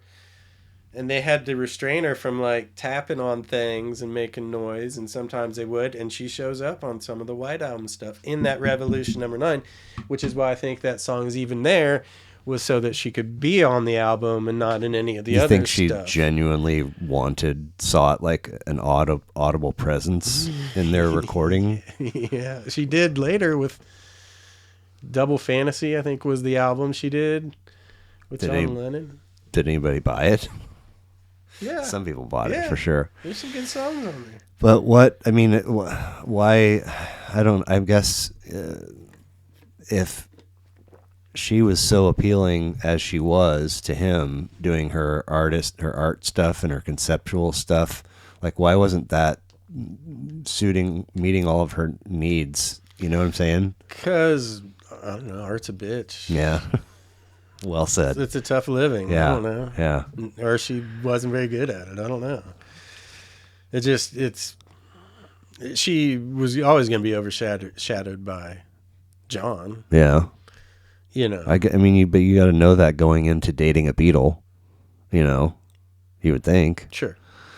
So what about, there have been, we talked about litigation with Zeppelin and stuff. Hasn't there been some stuff with her as well, like where she had some rights to something? And yeah, it could be, especially if she showed up or got a songwriting credit. Oh yeah. And did she jive with the rest of the band, or they just tolerated, they didn't care for her? No, they didn't really like her around, but they were also pissing each other off too. I don't know why, just because would you want to hang out with your 3 best friends all day, every day? And no, I think that's how you stay best friends, by having some time and distance between you. Yeah. I don't know. But why wouldn't you think maybe this is the wrong mentality to try and impose on the late 60s and the Beatles, but wouldn't you think that if you keep doing live gigs that you generate more revenue? Oh man, no. Or did they just have all the money they could ever possibly need already? Or probably it wasn't a thing. You go to their shows and you couldn't even hear it anyway because all the girls were screaming. There you go. It just wasn't as big of a deal. Right. Right. They weren't concert. They were playing at Candlestick Park. It wasn't like the Sprint Center or. Right. There's just no Plus, I mean, you know how much they charge for concert tickets now. Yeah, now. Now But, they were charging 50 cents, $2. You know, in the 60s, you get in and see Right. all those great bands for Right. under $10. It was a lot more then, but it wasn't. wow. So I don't know. But yeah, they just stopped playing. They grew too big too fast and were a studio band after that. And you know, Zeppelin was very different as a studio band and as a live band. I mean, they had two very different sounds, live and studio. You couldn't do live what they did in the studio. Well, that's why I can't, generally speaking, but with certain artists in particular, and Zeppelin is one of them, when it comes to the reaction videos on YouTube, if anybody's going to like take their first leap, you know, into, let's just stick with Zeppelin. Or they've done one or two and somebody recommends a third track, and whether it's the debut for them or the third track that was recommended, if they go live with a live version, I'm like, yeah, you can't. I won't even watch. It's garbage. One like, of the to sound me. recordings bad quality. Yep. Probably not even soundboard or even stereo, right? It's probably one mic. Yeah. And it's just terrible. But also, like, I just, you know, I mean, it's not the same. it's not the same, and that's why, like, It's perfect in the studio. Yes. And live, it's just too hard. Yeah. To pull it off. Yeah. Which is why, you know, song remains the same. I'm like, cool concept, but when I want to hear those songs, I'll go to the record that they're on. Yeah. Now, some of them that were live and that were single take, you know, made it. Like, Since I've Been Loving You, the guitar in the middle of that's, you know, that's him playing. That's from live. Zeppelin 1? Or is that's from the or from Song Remains the Same? The live album, okay. Right? And that's a great I need to revisit take it. on it. You know, there's no way it's better than the studio version, though. It's different. I mean, it's a subtle difference, but they nail it. Do they? It's hard to do live, yeah. Well, I think it would be hard to do in a studio too. You know, all the shit that Jimmy and Bonham are doing. I mean, Bonham is like dusting the entire crop of his kit in the most beautiful way you know, I'll always, anybody wants to, you know, kick him down a notch from Neil Peart or anybody else, I'd be like, bro, you don't know what you're talking about. They're like, different. Yeah, true. Neil, you know, had a big kit. He had Huge. a lot of stuff. Huge. Yeah. John was pretty basic. Yeah, very basic. But he made it sound like a huge kit. He had the hi-hat with the tambourine on the top, and he had a double kick bass drum. Did he? Yeah, so he could get double kicks on it. Yeah. But other than that, to me, the drummers are the key, and probably the best musicians in the band should be the drummers, because they're kind of leading everybody else, and the jazz drummer, you take that to another level, is even better than the other drummers. John Fishman. Yeah. I mean, they're great. He's never wowed me like Neil or John Bonham. Yeah. But everybody in the band, everybody in Fish has always been like, that's the guy. And there's a very small portion of the fan base that are like, you know, but I mean, they I don't know, 12 times now have done a Halloween musical costume. Do you know about this? The Fish concerts on Halloween? Yeah.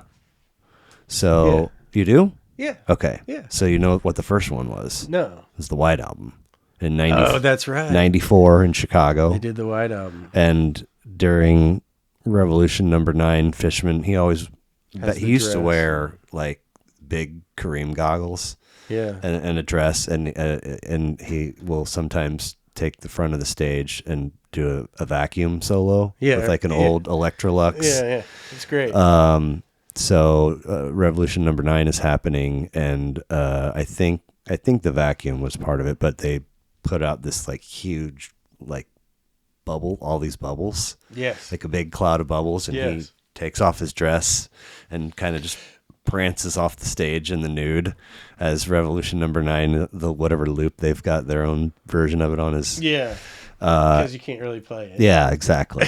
But it's really fascinating that you're saying all this about drummers, and that's the way that I've always got that. It's sort of like I hear Britt Whitehead and I picture Matt Garvin standing right next. Yeah. It's like White Album. I think I picture Fishman.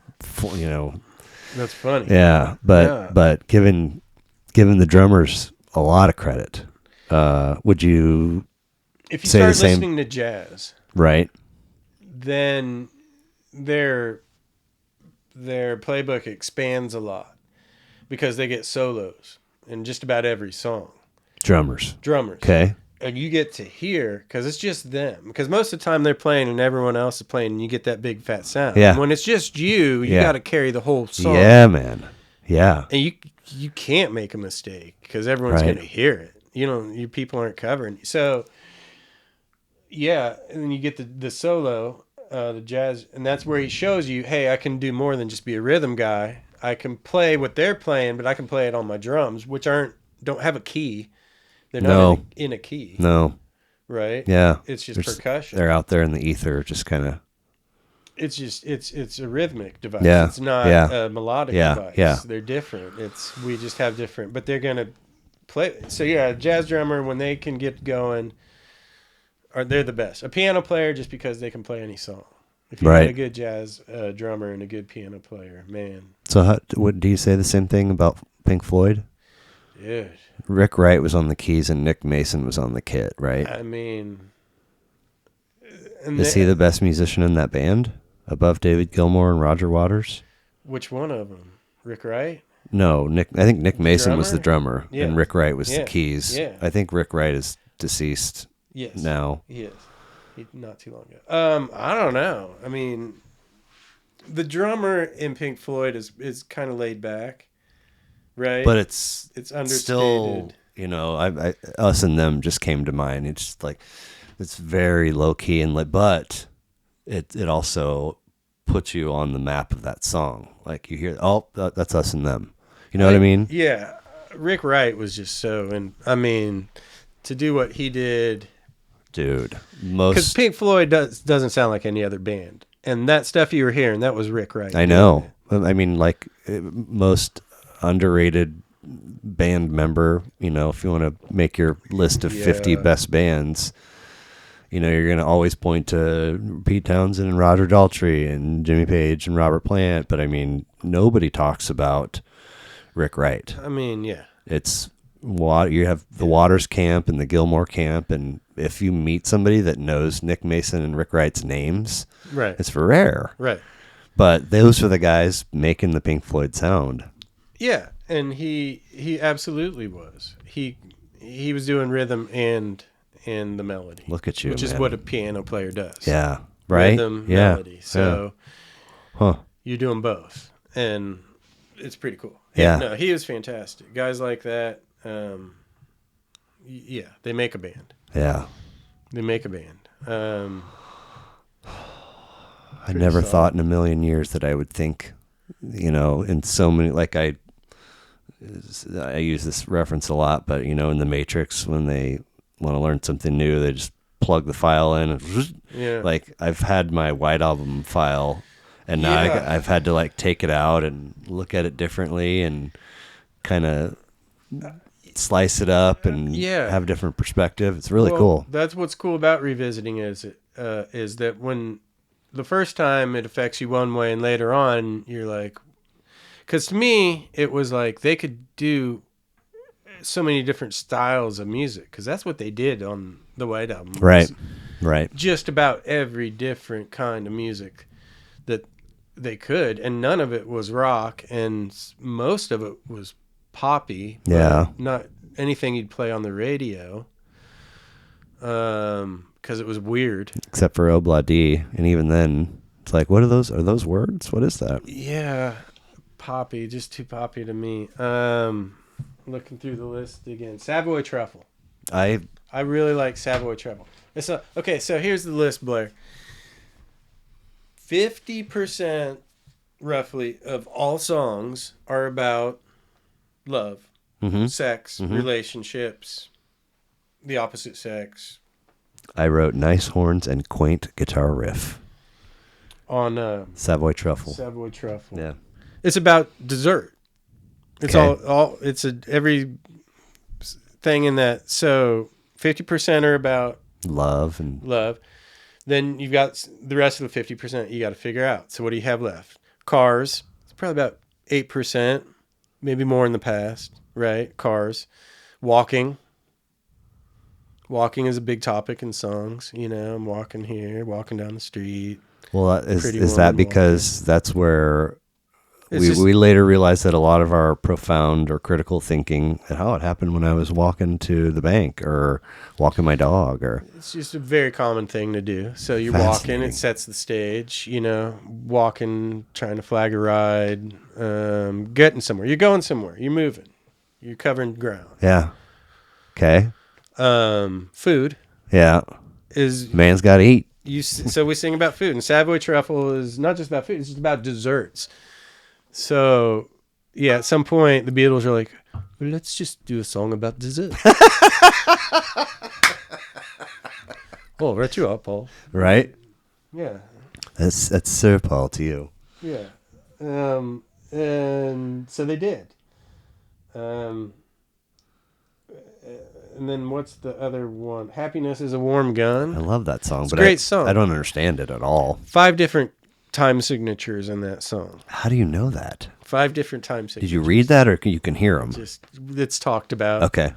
And you can hear them. Yeah. Okay. Yeah. So how do you make that work in a song? You I don't know. And they're not even like 4/4. It's like, 9/5 and weird Yeah. 8/9 and weird time signatures and stuff. And which is not my thing. I don't know. I just play by ear, right? I don't read music. I just play by ear. Sure. So I try to understand that stuff. And okay, I get it because it's mathematical. Music to me is so much mathematical, right? Just is. Even Pink Floyd. They not so much, which is what makes them amazing, is that they get away from the math of music. You gotta really listen do. to Can, dude. I will. I'm gonna make a note. I have a note. Oh, you do? Good. I do. I can't vouch. I have a little bit of Can in the other room. I can't vouch for Tego Mago, but there's at least, you know what's funny is that for me, their most recognizable song has "Hey You." It, like that. Those are lyrics that they sing. But it's not "Hey You." It's "Hey You," and this whole like tribal, like German. Same song? No. Same kind of. But you can hear them. It's for me. Yeah. I've been at Harry's bar and table in Westport before, just having a drink, and I can it's a little loud, but I can kind of hear it. And I've been like, dude, is this Can? And they're like, what? And then they go and look at whatever device, and they're like, yeah, it is. I'm like, I fucking knew it. They're so wild. You gotta check them out. So like instantly recognizable. Yeah, in that they're so distinct, and in that Pink Floyd kind of way, they're like, oh, that's, you know what I mean. So I've been listening to Tuareg blues. How do you spell that? Tuareg. Tuareg. Is that a genre or an outfit? It's a genre. It's basically Tuareg, I think, means desert. Cool. So it's desert blues, and it's from North Africa. Ooh. And keep closing this fucking book. I need to write more shit down. Just leave it open. It's gonna all come pouring out. I brought some shit, man. So yeah, just Tuareg blues, desert blues. The band people's probably the most famous band is Tanarwen. Spell that for me. Tinariwen,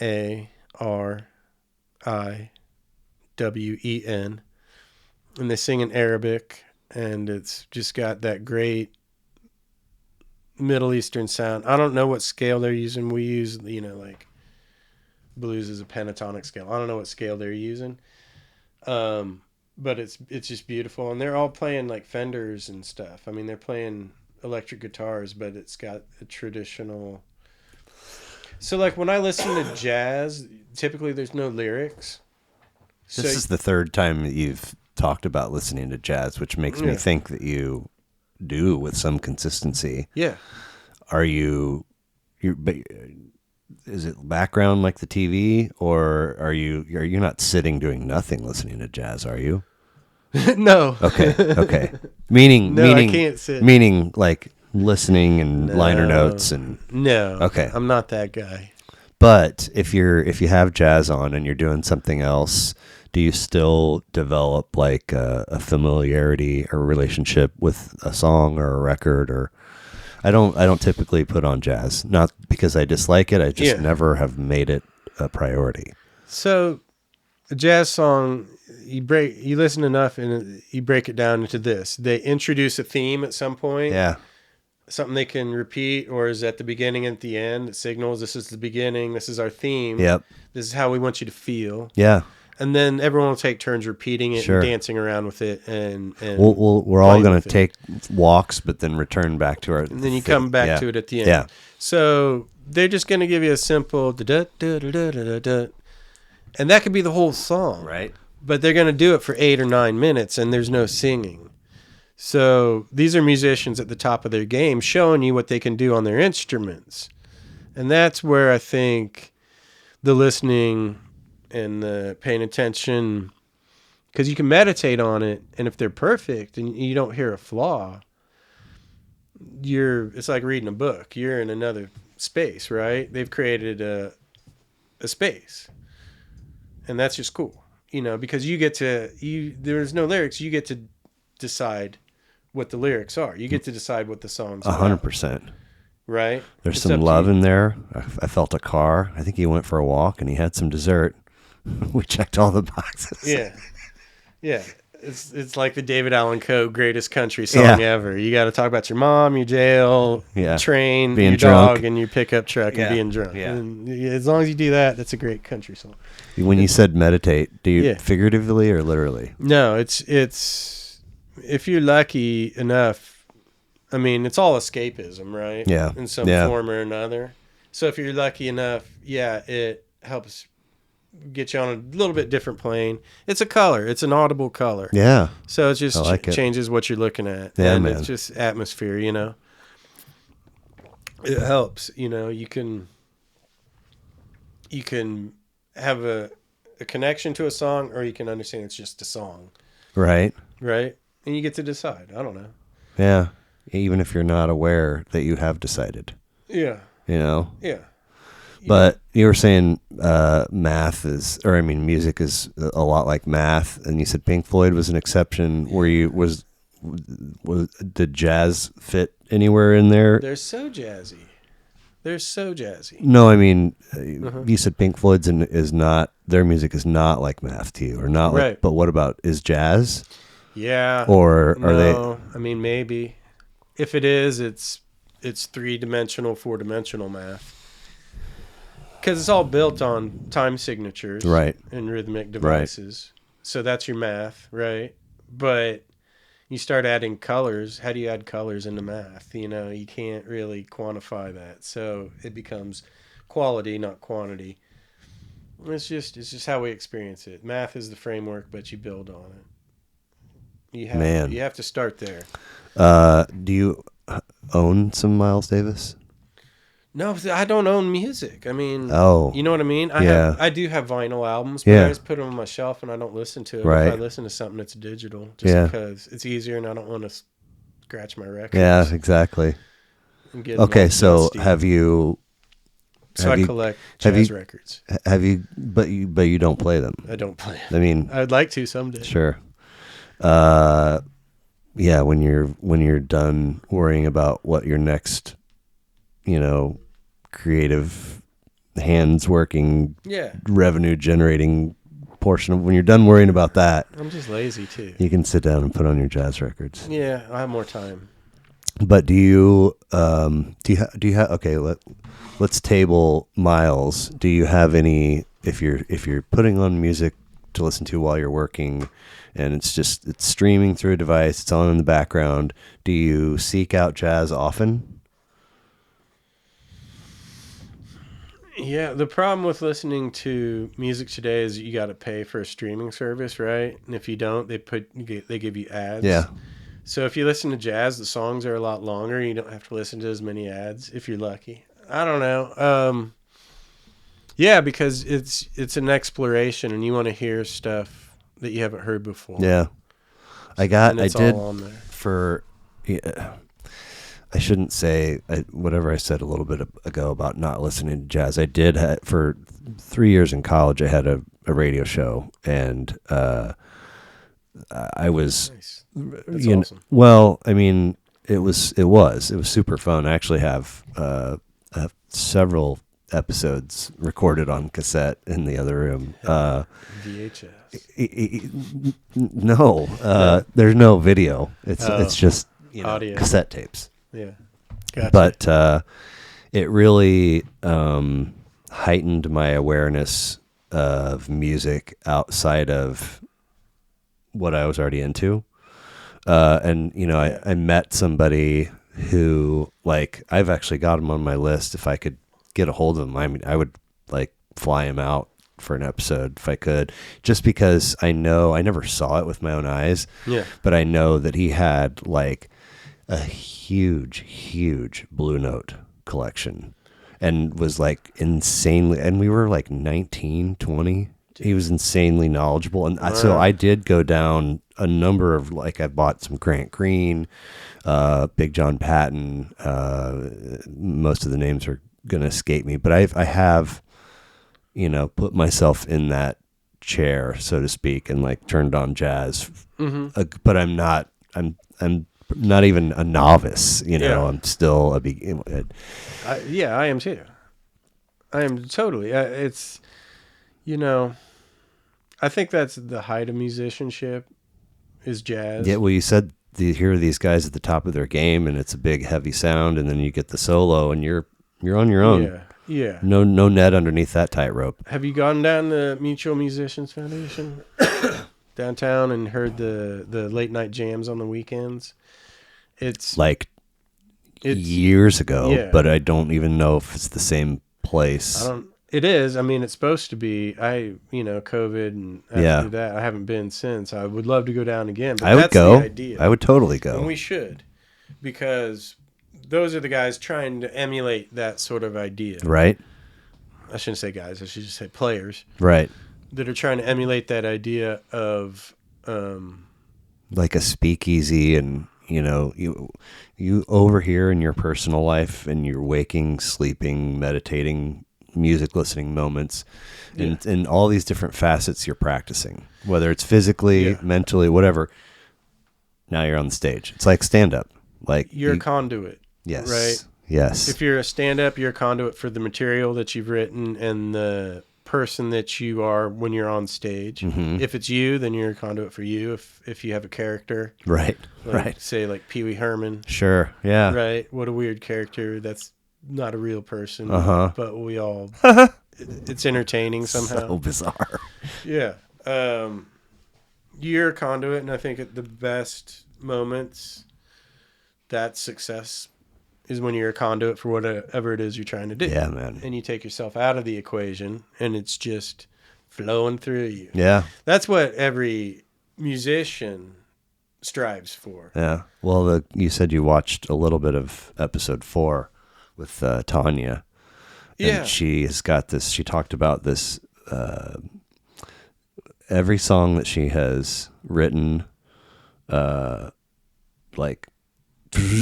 comes to her and she goes and plays it on the piano, and that's it. There's no for 6 months I was working on verse 3 and I could never get it. And so it's amazing. So, so she has songs come to her and she produces them and then eventually records them. And she talked about, we took a break at one point, and when she came back, there was a text saying that a really good friend of hers who was not doing well, had just taken the final, the end is very, very near. Bummer. And we were texting last night, and she said that he died on St. Patrick's Day, and like the next day, song, boom. And just all sorts of, experiences and messages like that where I'm like, Yeah. dude, that is wild. I mean, it makes all the sense in the world, but it's also still really wild to me, It's a gift and a curse, I think. Yeah. Yeah, it's exactly. Bittersweet. Yeah. To feel that strongly and to be able to emote it and have other people watch you. And, we all want to be superstars, but no one wants to be critiqued. Right. Yeah. So yeah, we want you have to standing ovations. Yeah. And we had to quit doing live shows because nobody could hear us because the girls were screaming so loud. But don't talk about how I missed the transition from, Yeah. C to E flat, or I don't know, whatever it is. What do you have stuff that we haven't covered about the Beatles' self-titled album, aka the White Album? I mean, to me, it probably had a profound effect on me in that it just allowed me to be more open-minded. Was the main thing, I think. Which I think if you listen to any good album, it probably has that effect. If you can engage it, that like some stuff's out of reach and was out of reach for me back then, like Frank Zappa, right? Was and still is. No, it took me a long time of studying music to be able to listen to Frank Zappa and to get it. What? And to enjoy it. Do you remember what got you there? Jazz helped a lot. Okay. Knowing that fucking Joe's Garage isn't on here. The list of 46. That is a sin. It seems like there's some missing. Well, I mean, yeah, it was just the top Google. Was that a double album, Joe's Garage? It's 3 acts, yeah, 2 cassettes, yeah. So, when you hear that when you're a kid, you're like, oh, they're not as good as the other people. They're not as polished as like the Beatles. They're not as playable as the Beatles. And you listen to them later, you listen to Zappa now, and it's like, he didn't care. He didn't care if he was playable on the radio. Right. He was making the music he wanted to make. And not only was it good music, it was hard to digest, inventive, powerful, bizarre. I mean, it was stuff that you normally don't. And frankly, like, so far beyond polished than you just didn't know it. You didn't know. You want to use your example of the Beatles, and you're not as polished as the Beatles. He's light years ahead of them. And he's like, I think not when it comes to the selection of his band members and the behaviors that they bring in their lives to be a part of his outfit, not the nicest guy, because he wants crisp, clean, polished Britt Whitehead to be on the xylophone or whatever at 8:31 tomorrow morning. Yeah. And if it's not, we have a problem. Yeah. So it's just all this struggle to achieve this level of professionalism where, like, if you don't have the pressure, I think on some sense, I think you get there on your own because you're all very, very talented musicians, world-class musicians. But then you add pressure anyway. Because he was a band leader in this composer in the traditional sense. Yeah. Like like Ray Charles was a band leader. Okay. He had high expectations because he's the man. Yeah. Right. Guys like that, and going back, Count Basie, right? Big band leaders, guys that could control 30 musicians, 30 good musicians with who egos. all have egos. Yeah. So that's a big deal. If you've never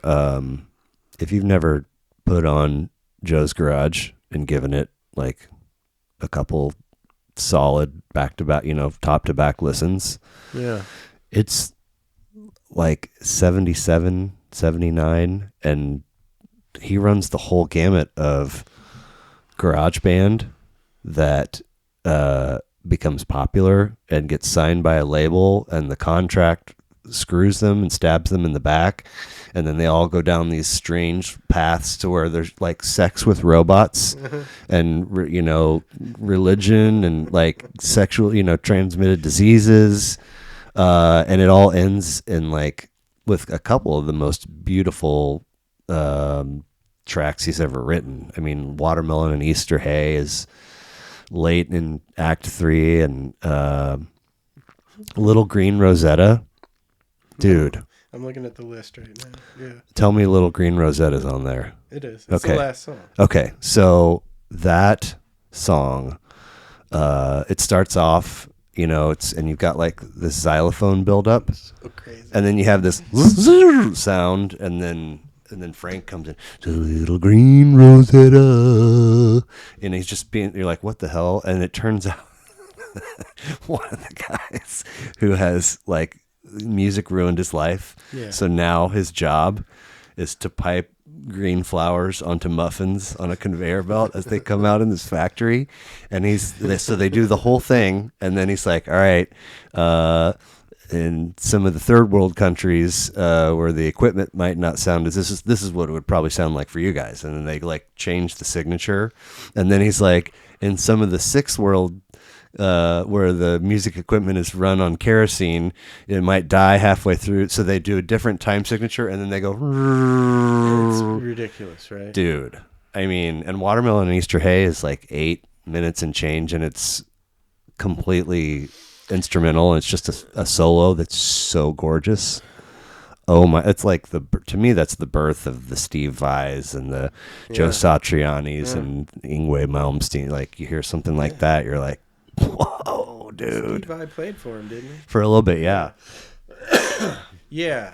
I could talk all day about Zappa, dude. And I'm still learning him, which is so fun. Right? Oh my God. There's just so many. I mean, I have 2 of his biographies, and one of them talks about how in the 60s or 70s he was like, here's what's going to happen. There's going to be this disease that is kind of sprung upon us, and it's going to attack economically challenged urban areas. It's going to hit hard there. And he's basically like gives an outline for how the AIDS pandemic is going to happen. And then, I mean, yeah, dude, he was a smart guy. Yeah. He was a really smart guy. Very smart. And you could also, if you want to listen to his stuff or read his biographies, those are 2 avenues to pursue. But there's also a really, really wonderful YouTube rabbit hole of just interviews where he's coming on late night talk shows. There's one where his prostate cancer is killing him, and he's smoking, and the interviewer, it's maybe, I don't know if it's Barbara Wall, there's somebody that's recognizable. She's like, what are you doing? Yeah. He's like, cigarettes are like food to me, and this happens to be one of my favorite food groups. And if it kills me, then so be it. I think he understood capitalism and corporate influence in music and in the media, and he was on it. He nailed it, and he was like, MTV, the money that they spend on videos, it doesn't go to and the revenue doesn't go to the artists. It goes to whoever. No, it's oftentimes costing the artist to get on there. And stuff like. I mean, he knew. He was so on top of that. I mean, have you ever watched any of the PMRC stuff? The parental music. Oh yeah, when he went to Congress. Yeah, and just fucking destroys like lifelong career politicians, and they're just like, somebody get this guy out of here, please. Back to our regular. He's like, no, I'm here, so you don't get to go back to your. They make laws and do whatever they want. So when someone stands up against them, most of the time someone doesn't. Most of the time they don't. They're not used to that, right? Yeah. So yeah, it's he was there. We need more guys like Frank. Yeah. not just in the business, but in the world. And he wasn't trying to be a leader of men. I don't think he was just trying to be himself. Yeah, And, for sure. and he was black and white. Yeah. Here it is. And I admire that, because a lot of times I'm like, I let people say what they want, and I'm just like, okay, you have your opinion, and sometimes I feel like challenging them. I don't. Yeah, just right. Because I try to be a nice guy. Yeah. Right. And he didn't care about that. He was just like, it's not about being nice. Here's the truth. If it hurts your feelings, that's your problem. Right. That the truth hurts your feelings. Right. And maybe you should be working on that instead of getting mad at me for showing you this is how it is. Yeah. Because people don't like having the illusion broken. I mean, because sometimes, that's your lens for reality. Like, wait a minute, I can't have viewed the world this way for 47 years, and now you're telling me it's wrong? Yeah. I got to look at it this way? No. That's too hard. That's scary. Yeah, and frightening, yeah. Stuff. Man, I've... I don't know. I guess it was a result of largely, for early part of my life, only having AM radio in the car. But I mean, I feel like I knew all of your Penny Lanes and, the poppier Beatles stuff first, and then eventually made my way around to the White Album, and it's almost like the trajectory for you was the opposite, and you like White Album first, and you kind of got right into the heart of the beast, and then all the other stuff came after. It's very fascinating and a very refreshing perspective. I mean, I loved the White Album for what it was, just being a double album, and for not being full of all the poppy stuff. But I've got a whole new admiration for it now, and I gotta give you thanks for that. Thank you. Yeah, it's worth revisiting because there's many layers. It's an onion. Right. There's a flippin', we talked about it. There's a glass onion. It's a glass onion. Glass onion. Was that the one that they were talking about themselves when they were saying, because everyone wanted to know who the walrus was. Right. And then the walrus died at some point. Right. Everyone thought Paul was dead.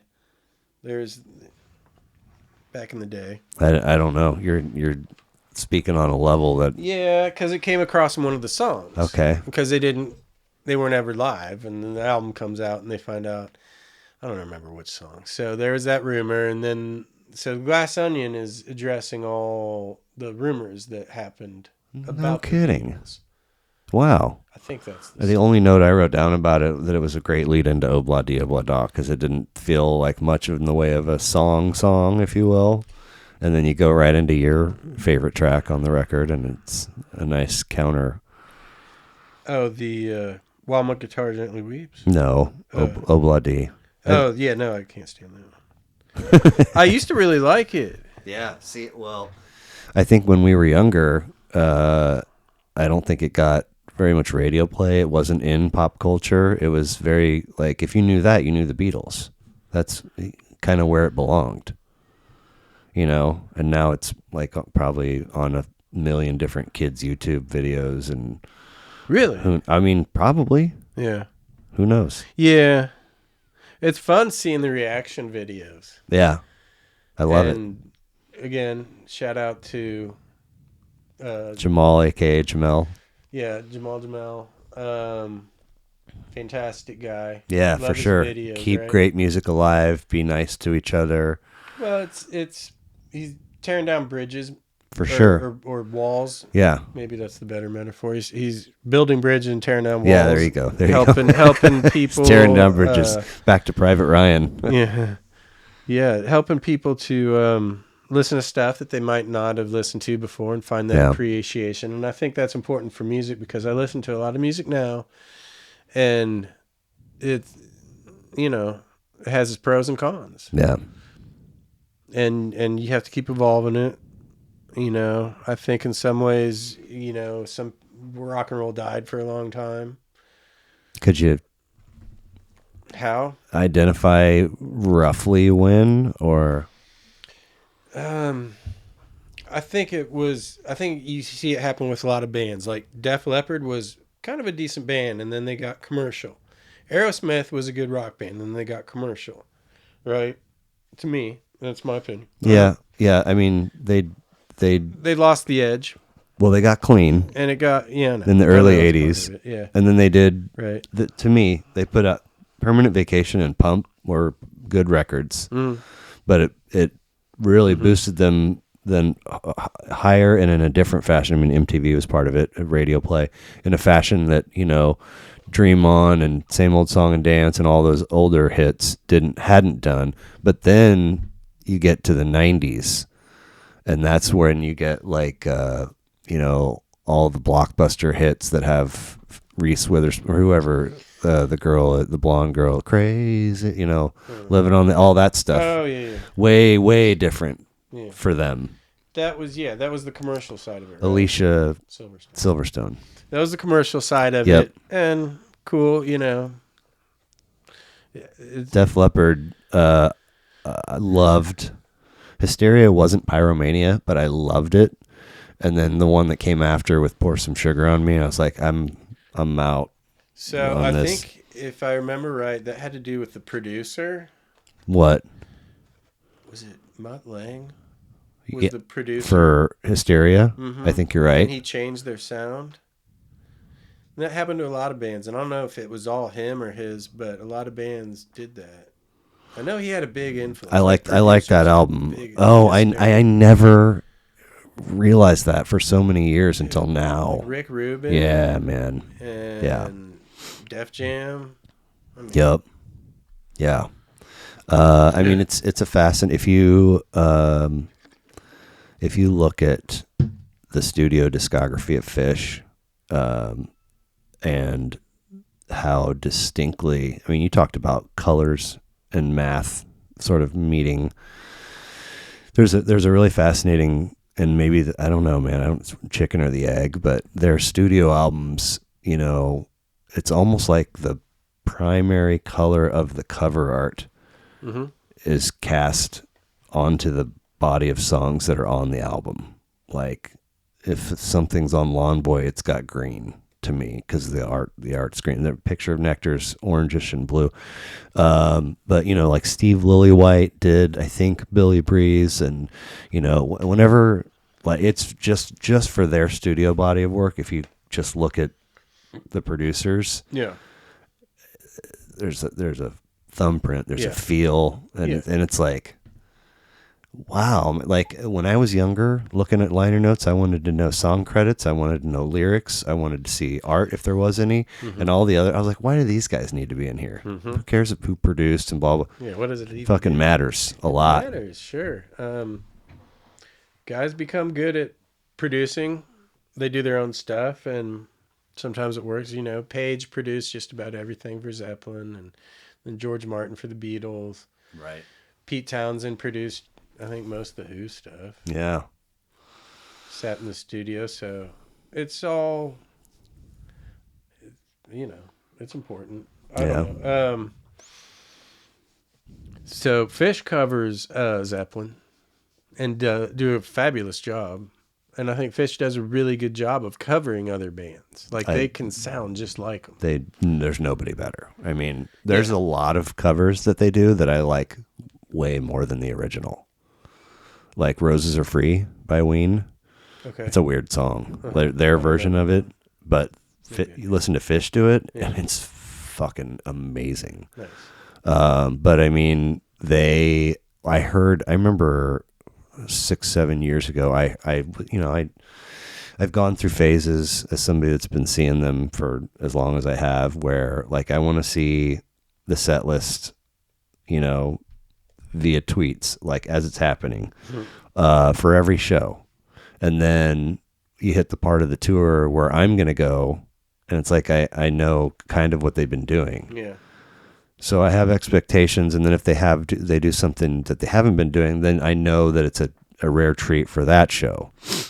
Then I got to a point where it's like, I don't want to know, I don't want to see any set lists. I'm not going to listen to them at all until I go see them, because then it's like really, really fresh.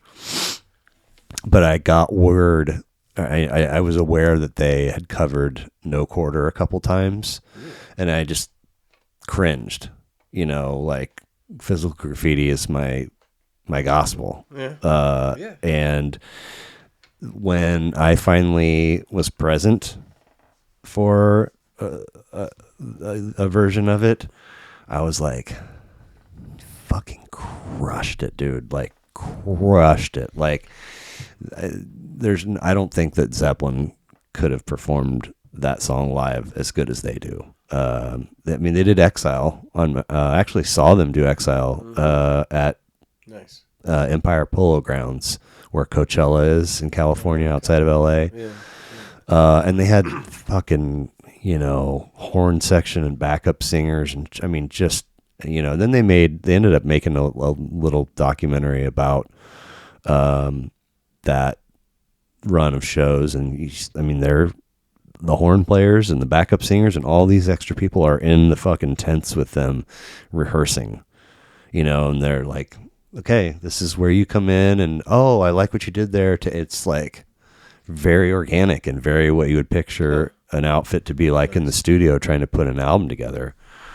But yeah, man, they're the king of covers, and it sounds silly because covers are what most bands aspire to get away from, right? You do covers enough until you hate them, and then you're writing your own original stuff, and you want people to like that.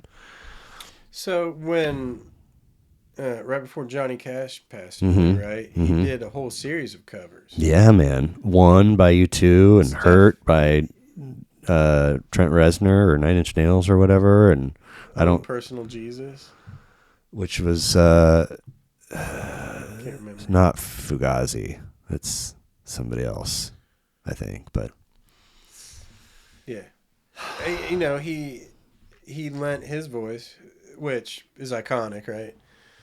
Well, Trent said to those songs, Johnny's version's better than mine, right?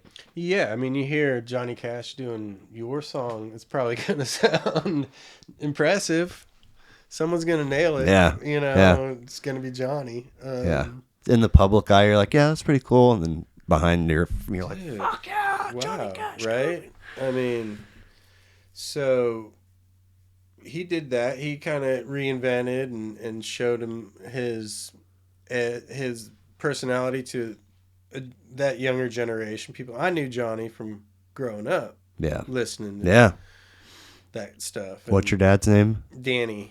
Yeah. Danny from Norman. Del City. Oklahoma. But listening to a lot of Johnny as a younger man. Music. Yeah. And wait a minute. Yeah. Was your dad, did he paint? Did he have artwork? Was there artwork that your dad had created that was like on display at some point or for sale? Why is this all of a sudden? Yeah, I mean, it depends on where you were around town. Probably what you saw was either stuff I posted online. I feel like I might have seen stuff at your place. Or if you came to my place I definitely and saw artwork of him, then All of a sudden, you say, and I put the two names together, and I'm like, oh, wait, that sounds...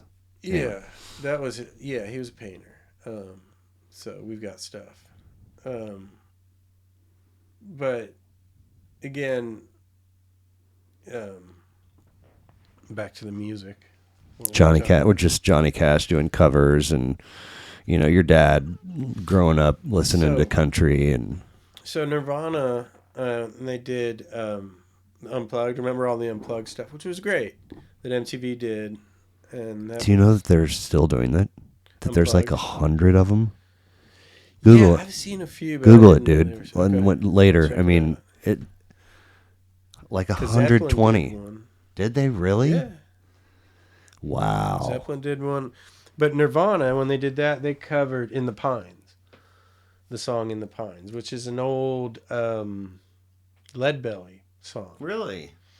Which again, Leadbelly was like, that's about as far back as I like to go when studying music. Okay. Everyone goes back to him, and then also back to Robert Johnson, Sure. who's anyone who's ever covered a Robert Johnson song probably sounds better than Robert. I mean, they were terrible recordings. Yeah. They're really hard to listening to, and he didn't have a great singing voice. The guitar playing, Like otherworldly. is pretty cool. Yeah. Pretty. He invented some stuff, Mm-hmm. you know. But yeah, you cover his stuff, it sounds better because you got all the modern. And you're good and you're polished, and yeah, so you can take those old songs that, again, that's what I was listening to when I was first listening to music, was old blues music, and no one else is listening to it. Right. And then they're playing it again. I'm like, yeah, because it's good stuff, but also because it's material and it deserves to be revisited. Yes. So yeah, that's what a cover is. It's something we all know. I'm fine with covers. I think covers are great. Yeah. I really do. I mean, yeah, it's the Fish will they'll put covers on the shelf and take them down every once in a while. Like for a long time, Good Times Bad Times was an encore, or a set closer. And it went away. I saw it a few times in the mid 90s, but it went away and it came back, and it's like, dude, I mean, it's a great song. Crush it. They crush it, though. I mean, you think about that, like Jimmy Run, where it's like, and Trey is just Highway to Hell. And like right at the end when they're going to go back into the refrain one more time, and he runs the pick up the strings on the front. Okay. Yeah. I mean, down to nuances like that, they really just, it's so fun. It's so fun. Yeah. I hear you, man. It's amazing, and it's the anticipation when you hear a song, right? Yeah. You anticipate the beats, what's happening next, and how the song goes. I mean, there's something carved out in our brain that has room for it and the ability to process it, and it's a fun place to live.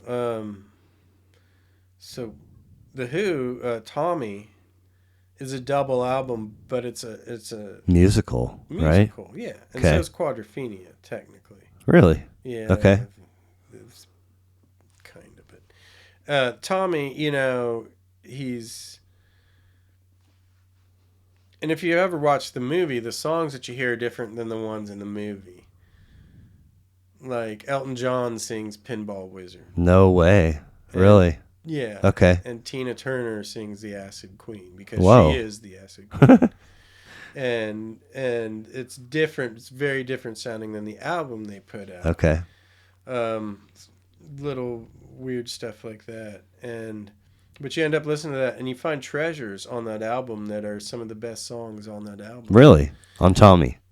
The song Sally Simpson is one of the Who's best songs. It's no kidding. Fantastic. Mainly because there's a jamming piano on it. Ooh, yeah. Which you don't hear in a lot of Who. No.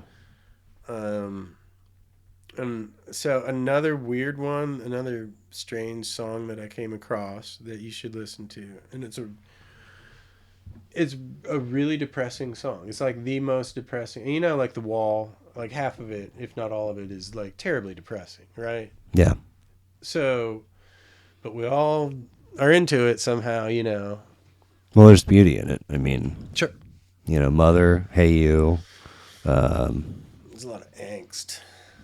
Comfortably Numb. I mean, it's a way to say, like, oh, person I've never met before and will never meet. Yeah. I can see from here that you're a human that has experiences that leave you with emotions and feelings, and I can identify with those. So I can imagine the world from which you created that, and I can lift it and, sort of put it around me like the Flaming Lips bubble dork, and kind of walk out on the crowd with it, and then I give it back. Well, yeah. So it's that shared experiences of tragedy and trauma and boo and unhappiness and stuff. So there's a song called Time and Again by Earth Opera. And it's worth listening to because it's an amazing song. But no one's ever heard it. How have you heard it? And it's one of those rabbit hole discoveries. Okay. Yeah. Man, have you ever told anybody about reaction videos? And because you can, to a lot of people, you sound clinically insane. Like, what's a reaction video? Well, I'm watching somebody watch or listen to something I've watched or listened to 100 times over, and they're like, cool, good talking to you. But there's moments, whether it's a comical moment from a stand-up bit or a sad moment from, an emotional song. And when you see it hit, when you see another person experience it for the first time, I don't know. There's just something. Well, they find wonder in something that is your norm, and that's cool. Because you've heard the drum beat from when the levee breaks. Yeah. So many times. Yeah. Right. And to them, they're taken back. But I was once that person too. You were once that person too.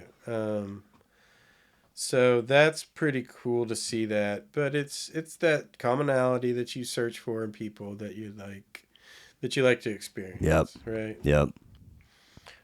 So reaction videos. There's a band called Wings of Pegasus. Okay. And the guy who does reaction videos plays guitar for him. His name is Phil, F-I-L. He's worth watching and checking out because he talks about the music in a very technical way. He talks about guitar players. And he touches on everybody. He's got a wealth of knowledge, and he talks about how they're playing guitars. So, he does entire videos about just individual techniques. Wow. And you get to watch the video, and then he kind of breaks it down, and it's nice. He's one of those guys who is a geek. Okay. About it. I like geeks. Yeah, right. That's what this is all about. About selecting what suits us. Yeah. Right? So he geeks out on that stuff. I'm fascinated by guitar players. My hands can't do that. I wish they could. For a music lover who works with his hands for a living, you would think it would be your bread and butter. No, man. I can't. I just don't. I try, but to have that talent's amazing. And yeah, we all, spend a lot of money to see talented people do that. Right. To play, right? Right, yeah. And it's so important. And yeah. I like to give music a chance. I like to give new music a chance and listen to it. I really do. It's a good thing, man. I think there are plenty of folks out there who, however they find it, they find their comfort zone, and that's where they want to stay. They stay there. You just want to listen to that Sheena Easton record, 217th time, or whatever it may be. So how about advertising? Advertising has taken over our music, and now that music that we associated with our youth is being used to sell products, right? Yeah. And I'm okay with it. That's how you arrive at a place like you've arrived at, hating Obla-di Obla-da. Yeah, right. It's Bob Seger is in a Chevy truck commercial, and Moby's in a Gap ad, and whatever else. Yeah, I don't think it takes away from the music.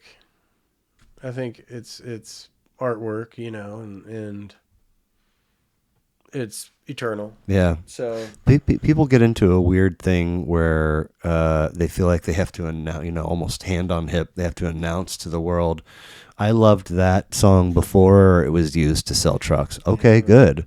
Yeah. You know what? That commercial might have introduced the song to somebody that's never heard it before. That's so the beauty of it, right? Yeah. It finds a new life. Yeah.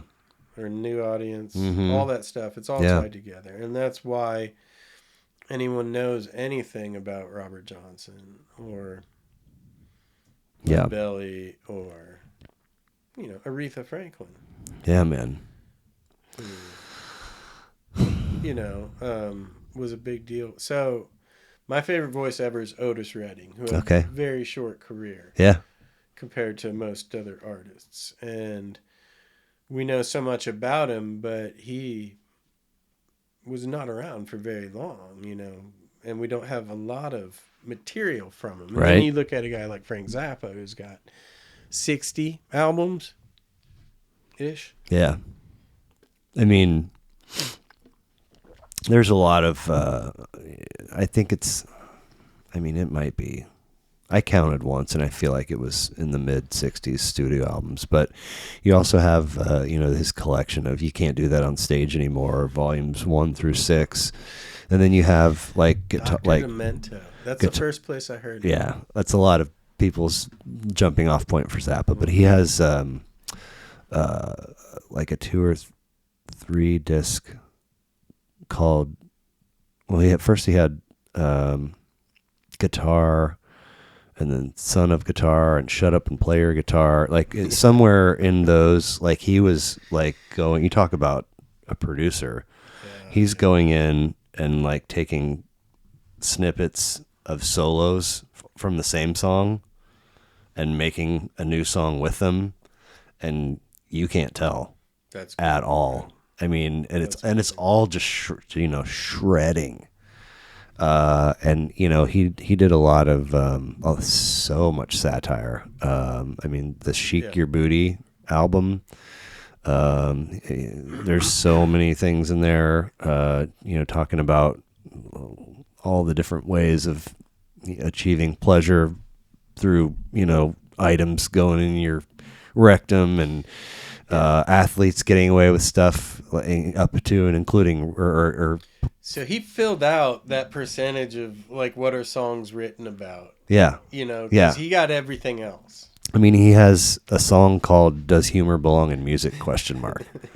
He used to bring Don Pardo on stage to introduce the Illinois Enema Bandit.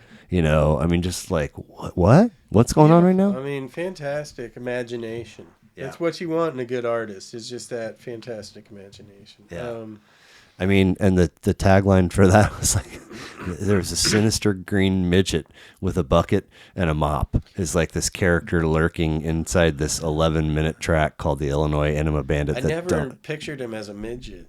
Who? The bandit. Well, I don't even know if that's who it is. I just know that I see him in a corner of a dark school hallway, and I don't know if he's the bandit or if he's just a janitor that wandered across the scene, Yeah, so he's taking you someplace. Yeah, he's always taking you to a crazy place. Always. And it can be done, right? Yeah. So I think writing a good song, that's what you do. You take something, it's like writing a book. Yeah. You're a writer. Yeah. Well, we're rolling up on that time, man. We got to get you out of here. And I gotta thank you very much for coming and doing this. Gift of time, as I've mentioned before, is immeasurable. You brought pizza, and I'm happy to give you some cash for that. And there's a transaction there, but the fact that you carved out a window of your day to come over and sit down and do this is very admirable. I appreciate it, and it's my pleasure. And I like what you're doing. Thank you. It's cool. Thanks. And keep doing it. And you have me on video now, which is scary. And it's permanent. Blackmail's a coming. Man. No, not really. I'm teasing. But yeah, it's keep it up and thanks. Golf. Yeah, right, for sure. Golf and frisbee golf. Yeah, you still play frisbee golf? I was talking to Gronk. Why? It hurts my elbow. Oh, okay, yeah. But you can swing a club? Yeah. Okay. I haven't done either in forever, but I'm happy to get out and do both. So thing now. Do you still who are you getting out with? Garvin. No. And Spivey, Hero. Yeah. Okay. I mean, yeah, I would love to. But I'm still just as bad as I always was. So Good. I lose 12 balls on an outing, and I don't really care to look. I plan on it because I don't want to spend. I don't want to slow up the group looking for my ball every time. Because you swing like a hockey player. Not on purpose. I try to have distinct bat swings, golf club swings, and hockey swings, but Mario Lemieux, of course. Yeah. Yamir Yager. Yeah. All right, Britt. Thank you so much. Appreciate it, and we'll talk soon. Good to talk to you. All right, man. All right. Later. See ya.